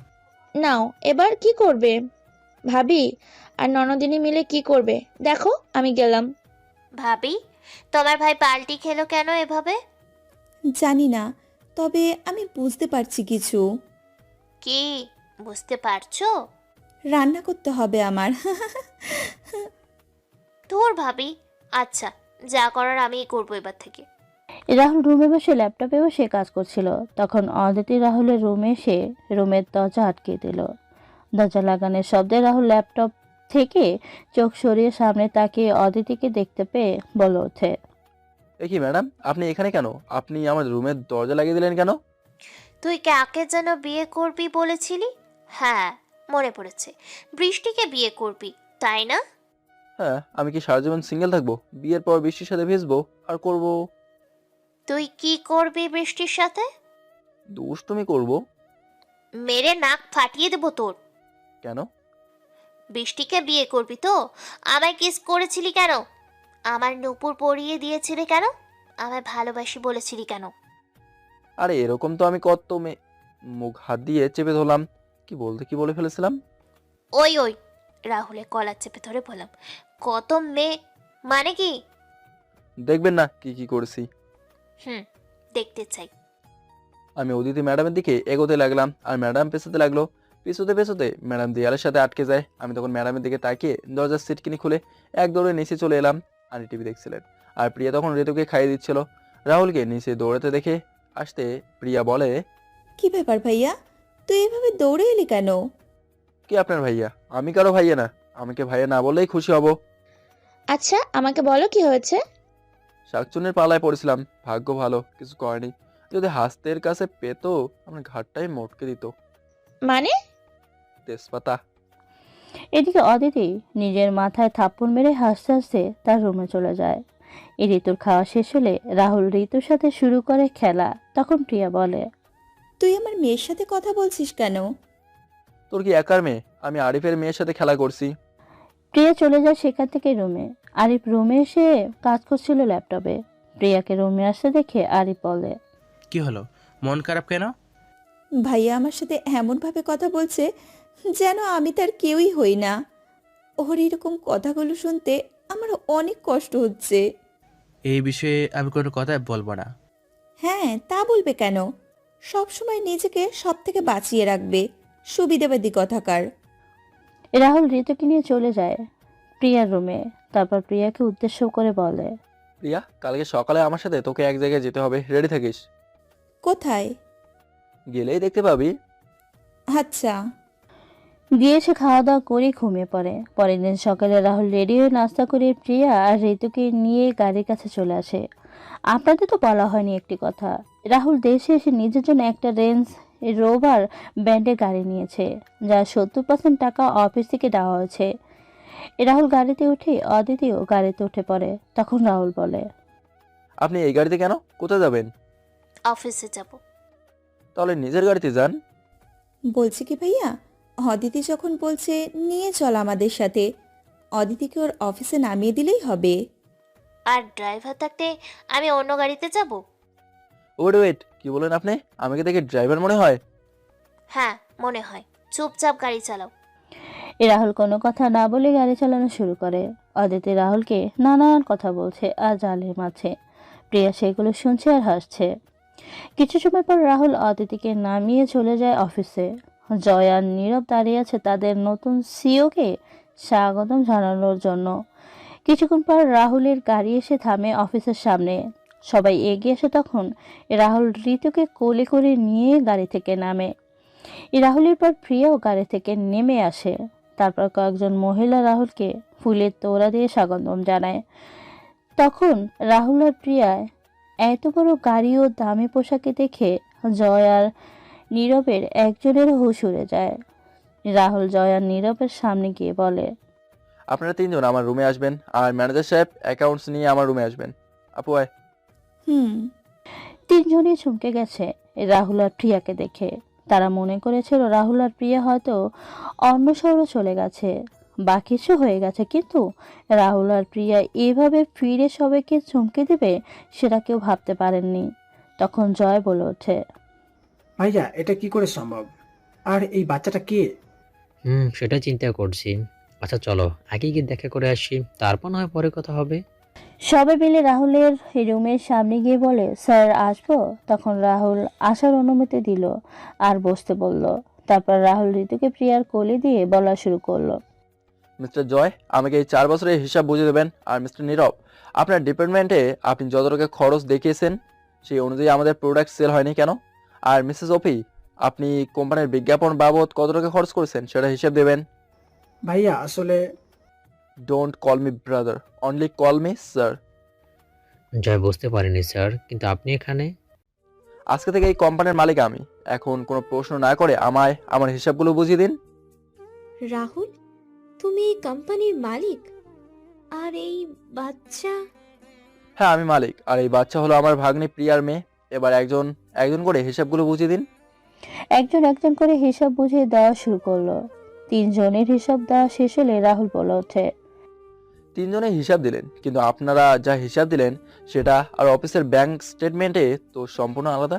এখন আপনারা নিজেদের অপরাধ স্বীকার করে টাকাগুলো দিয়ে দেবেন, না বহিষ্কার করব? তিনজনই ভিতর ভিতর অনেক খুশি হয়েছে তাদের বহিষ্কারের কথা শুনে। তখন নীরব বলে, স্যার আমাদের ভুল হয়ে গেছে, আমাদের ক্ষমা করে দিন, দয়া করে আমাদের বহিষ্কার করবেন না। হ্যাঁ স্যার, প্লিজ। আপনাদের তিনজনকে বহিষ্কার করা হলো, আর আপনাদের জন্য আরেকটা গিফটও আছে। কি গিফট? ওটা এখনই দিচ্ছি। আমি কল দিয়ে বললাম, বন্ধু ভেতরে আয়। রাহুল কাকে কল দিয়ে ভিতরে ডাকলো কেউ বুঝতে পারছে না। তখন রাহুলের রুমে প্রবেশ করে মিটন। আর মিটনকে দেখে জয়, নীরব আর অপি একসাথে বলে ওঠে, মিটন স্যার আপনি এখানে? বন্ধু, এবার তুই আসামিদের নিয়ে যেতে পারিস। আসামি মানে? ভাইয়া কি বলছো কি? মিটন এতদিন আমার কথায় সেই অফিসের সিইও এর চেয়ারে ছিল। আমি আমেরিকাতে থাকলেও এই কোম্পানির প্রতি নজর আগে থেকেই ছিল। তারপর মিটনের সাথে কথা হয় আমার, তারপর জানতে পারি মিটন একজন সিআইডি অফিসার। মিটনও আমায় তোদের সামনে এবং কিছু ভিডিও দেখায়। তারপর প্ল্যান মিটনকে সিইও করে পাঠিয়ে দেয়। মিটন কাজ করে যাচ্ছিল, সাথে অফিসের হিসাবটাও দেখাশোনা করে যাচ্ছিল। তোরা তিনজন মিলে যে ড্রাগস ও মাদকের ব্যবসার সাথে জড়িত আছিস সেটাও জানি। এই কোম্পানি থেকে জালিয়াতি করে নেওয়ার টাকাগুলো তোরা কি কি কাজে লাগিয়েছিস সেগুলোও আমি বের করছি। এবার বাকি কাজ মিটন করবে। বন্ধু এই নে, এই পেন ড্রাইভে ওদের সকল ব্যাংক অ্যাকাউন্ট ও টাকার পরিমাণ আছে। মিটন বলে, বন্ধু তোকে অনেক ধন্যবাদ, তুই আমাদের অনেক সাহায্য করেছিস। তুই না থাকলে আমার একার পক্ষে এদের ধরা কখনোই সম্ভব হতো না। আরে শালা কি বলিস যে। হ্যাঁ মিস অফি, আমাকে দেওয়া আপনার 50,000 টাকা আপনার অ্যাকাউন্টে পাঠিয়ে দিয়েছি। আমার ব্যাংক অ্যাকাউন্ট জানলে কি করে? আমি তো সিইও, এমনি এমনি হয়নি।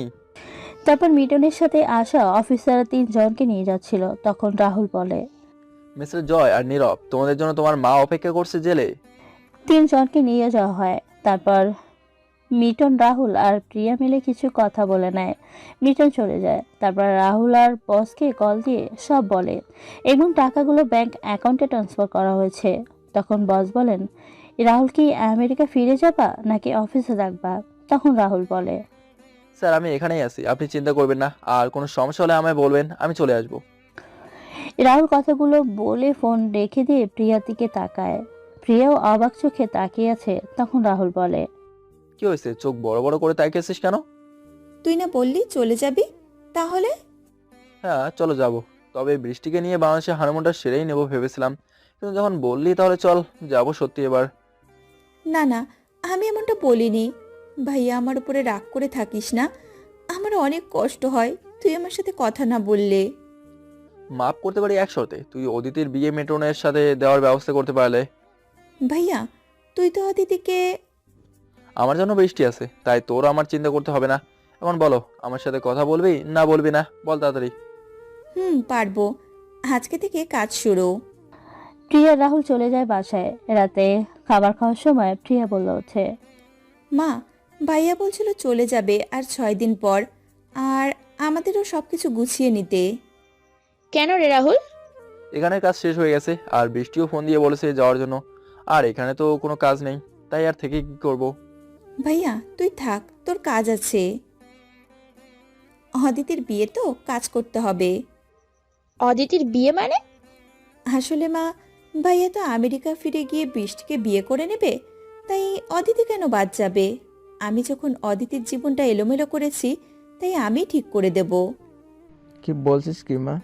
ছেলে ভাবি কই? ছেলে পেয়ে গেছি, রাহুল ভাইয়ার বন্ধু মিটন ভাইয়া। সে সিআইডি অফিসার। আমার মিটন ভাইয়ার মতো ভালো ছেলে কোথাও কেউ পাবে না। কি বলিস ভাইয়া? হ্যাঁ, মিটন তো অদিতি ম্যাডামকে অনেক আগেই একবার দেখে পছন্দ করেছিল, কিন্তু তখন। রাহুলের কথা শুনে অদিতির রেগে চলে যায়।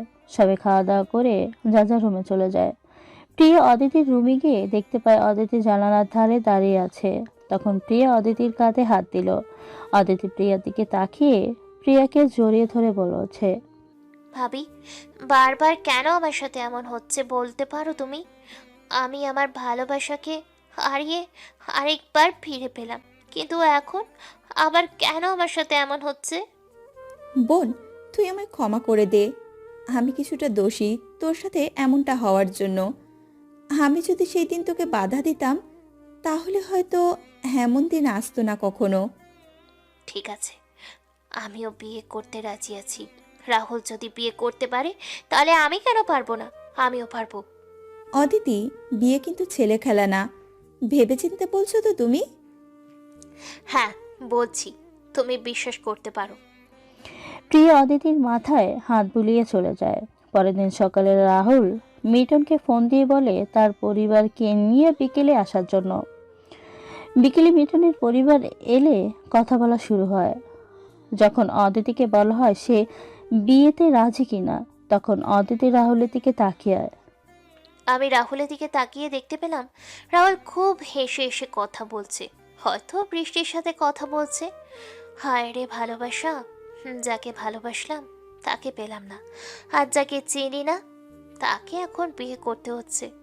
আমরা যে এখানে বসে আছি সেটা বোধ হয় রাহুল ভুলে গেছে। আমি চোখের জল মুছে বললাম, আমি রাজি। অদিতির কথা শুনে সবাই খুশি হয়ে যায়। অদিতি আর মিটনের বিয়ে ঠিক করা হয় সামনের শুক্রবার। মিটনের পরিবার সবার সাথে কথা বলে চলে যায়। রাহুল এসে সবার সাথে বিয়েতে কি হবে সেটা নিয়ে প্ল্যান করা শুরু করে। তখন অদিতি সেখান থেকে উঠে ছাদে চলে যায়। অদিতি ছাদে গিয়ে মাটিতে বসে কান্না করছে। কিছুক্ষণ পর রাহুল ছাদে চলে আসে এবং দেখতে পায় অদিতি কান্না করছে। তখন রাহুল অদিতির সামনে গিয়ে বলে, ম্যাডাম একটা কথা ছিল।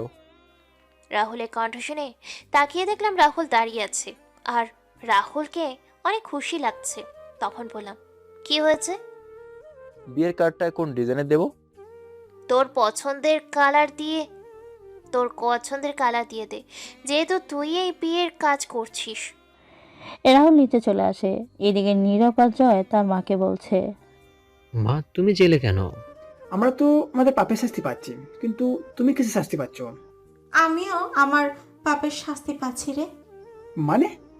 রাহুলের মাকে আমি মেরেছিলাম বিষ দিয়ে, আর রাহুল সেটা জানতে পারে তোদের মামার মাধ্যমে। কিন্তু রাহুল যে এটা মনে রাখবে আমি বুঝতে পারিনি। তবে আজকে একটা প্রবাদ কথার সত্যতা প্রমাণিত হলো, পাপ কখনো তার পাপকেও ছাড় দেয় না। এইভাবে কেটে যায় 6 দিন। আজকে অদিতির বিয়ে। বিয়ের সকল কাজ শেষ করে অদিতি তার বাড়ি ছেড়ে মিটনের বাড়ির উদ্দেশ্যে পথ চলা শুরু করলো। তবে আজকে অদিতি রাহুলকে সারা বাড়ি খুঁজেও পায়নি। কালকে রাহুল বলেছিল আজকে বৃষ্টি আসবে তার বাড়িতে, হয়তো রাহুল এখন বৃষ্টির সাথে রয়েছে। অদিতির চোখ দিয়ে বৃষ্টি হচ্ছে আর বাহিরেও বৃষ্টি হচ্ছে। অদ্ভুত কি একটা মিল রয়েছে। কিছুক্ষণ পর অদিতি পৌঁছে যায় মিটনের বাড়িতে। তার অদিতিকে নিয়ে বসিয়ে রাখা হয় মিটনের রুমে। অদিতি কান্না করে যাচ্ছে অনবরত। আর কিছুক্ষণ পর হয়তো সে হয়ে যাবে অন্যর অধীনে। তার ভালোবাসার মানুষকে ভুলে যে ভালোবাসতে হবে অন্য একজনকে। রাত 11টা, দরজা ঠেলে কেউ প্রবেশ করে। তারপর দরজা লাগিয়ে দিয়ে বিছানায় এসে বসে। অদিতি কিছুটা পিছিয়ে যায় আর বলে ওঠে, দেখুন, আমি আপনাকে স্বামী হিসেবে মানি না, আমি অন্য একজনকে ভালোবাসি। আমি আপনাকে কখনো স্বামী হিসেবে মানতে পারবো না। আপনি যদি জোর করেন তাহলে আমি কিন্তু গলায় ফাঁস দিব। তাই বলছি, আমার কাছে স্বামীর অধিকার ফলাতে আসবেন না। আমি আগেও বলেছি, এখনো বলছি, আমি আপনাকে স্বামী হিসেবে মানি না। তাহলে কি মিটনকে স্বামী হিসেবে মানো? লোকটার কথা শুনে অদিতি ঘুমটা তুলে তাকিয়ে দেখতে পায় রাহুল বরবেশে দাঁড়িয়ে আছে। অদিতি রাহুলকে দেখতে পেয়ে জড়িয়ে ধরে কান্না করতে লাগলো, আর রাহুল হেসে যাচ্ছে অদিতির কান্না দেখে। অদিতির চোখে জল মুছে রাহুলকে উদ্দেশ্য করে বলে ওঠে, হিসেবের মানে কি? আর তুমি কেন বরের পোশাকে দাঁড়িয়ে আছো? আজকে আমার বিয়ে, আমি বরের পোশাক পরবো না তো ওকে পরবে মিটন নাকি? সব আমার মাথার উপর দিয়ে যাচ্ছে। It's revenge time baby. কিসের রিভেঞ্জ? তোমার বিয়ের কথা শুনে আমি অনেক কান্না করেছিলাম সেদিন, কিন্তু তুমি কি করলে? তুমি প্রিয়াকে বলতে বললে তোমার বিয়ে হয়ে গেছে। রাহুলের বাচ্চা, তোকে তো আমি খাইছি রে। এতদিন কি কম কষ্ট পেয়েছি? বিয়ের ব্যাপারে সবাই জানতো, তাই না? না, বিয়ের পর সবাই জেনেছে, কিন্তু তুমি বুঝতে পারোনি। আজকে তোর বাসরে ফুল স্টপ বসিয়ে দিলাম। তোর বাসর বন্ধ, তুই সর আমার বিছানা থেকে। ও আচ্ছা, আমার কোনো সমস্যা নেই, আমার বৃষ্টি আছে আর আমি আছি। আজকে না হয় আমি ছাদে গিয়ে বৃষ্টির সাথে বাসর করব। বৃষ্টি ছাদে অপেক্ষা করছে আমার জন্য। তুমি ঘুমিয়ে পড়ো, আমি আসি তেমন। কথাটা বলেই রাহুল বিছানা থেকে উঠে এক পা বাড়াতেই অদিতি রাহুলকে টান মেরে বিছানায় ফেলে দিয়ে রাহুলের উপর উঠে রাহুলের গলা চেপে ধরে বলে, কি বললি তুই? বিয়ে করবে আমাকে আর বাসর করবে ওই মেয়ের সাথে? তোকে তো আমি মেরেই ফেলবো। আমি কি মেয়ে বৃষ্টির কথা বলছি নাকি? মানে? আমি আকাশের বৃষ্টির কথা বলেছি। আরে এখন তো বর্ষাকাল চলে, আর এই বৃষ্টি আমার খুব ভালো লাগে। তার মানে তুই ইচ্ছে করেই আমায় কষ্ট দিয়েছিস বৃষ্টির কথা বলে? আজকে তোকে শাস্তি দিব, কঠিন শাস্তি, যা তুই কখনো ভুলতে পারবি না। এক মিনিট, আগে পাঠক আর পাঠিকাদের কাছ থেকে ছুটি নিয়ে চলে আসি, তারা হলে আমার শাস্তি সবাই দেখে নেবে। তাড়াতাড়ি চলে আয়। তো প্রিয় পাঠক আর পাঠিকাগণ, এবার যাই আমার ম্যাডামের কাছে, দেখি ম্যাডাম আমায় কি শাস্তি দেন। ভালো থাকবেন, দেখা হবে নতুন কোনো গল্পে।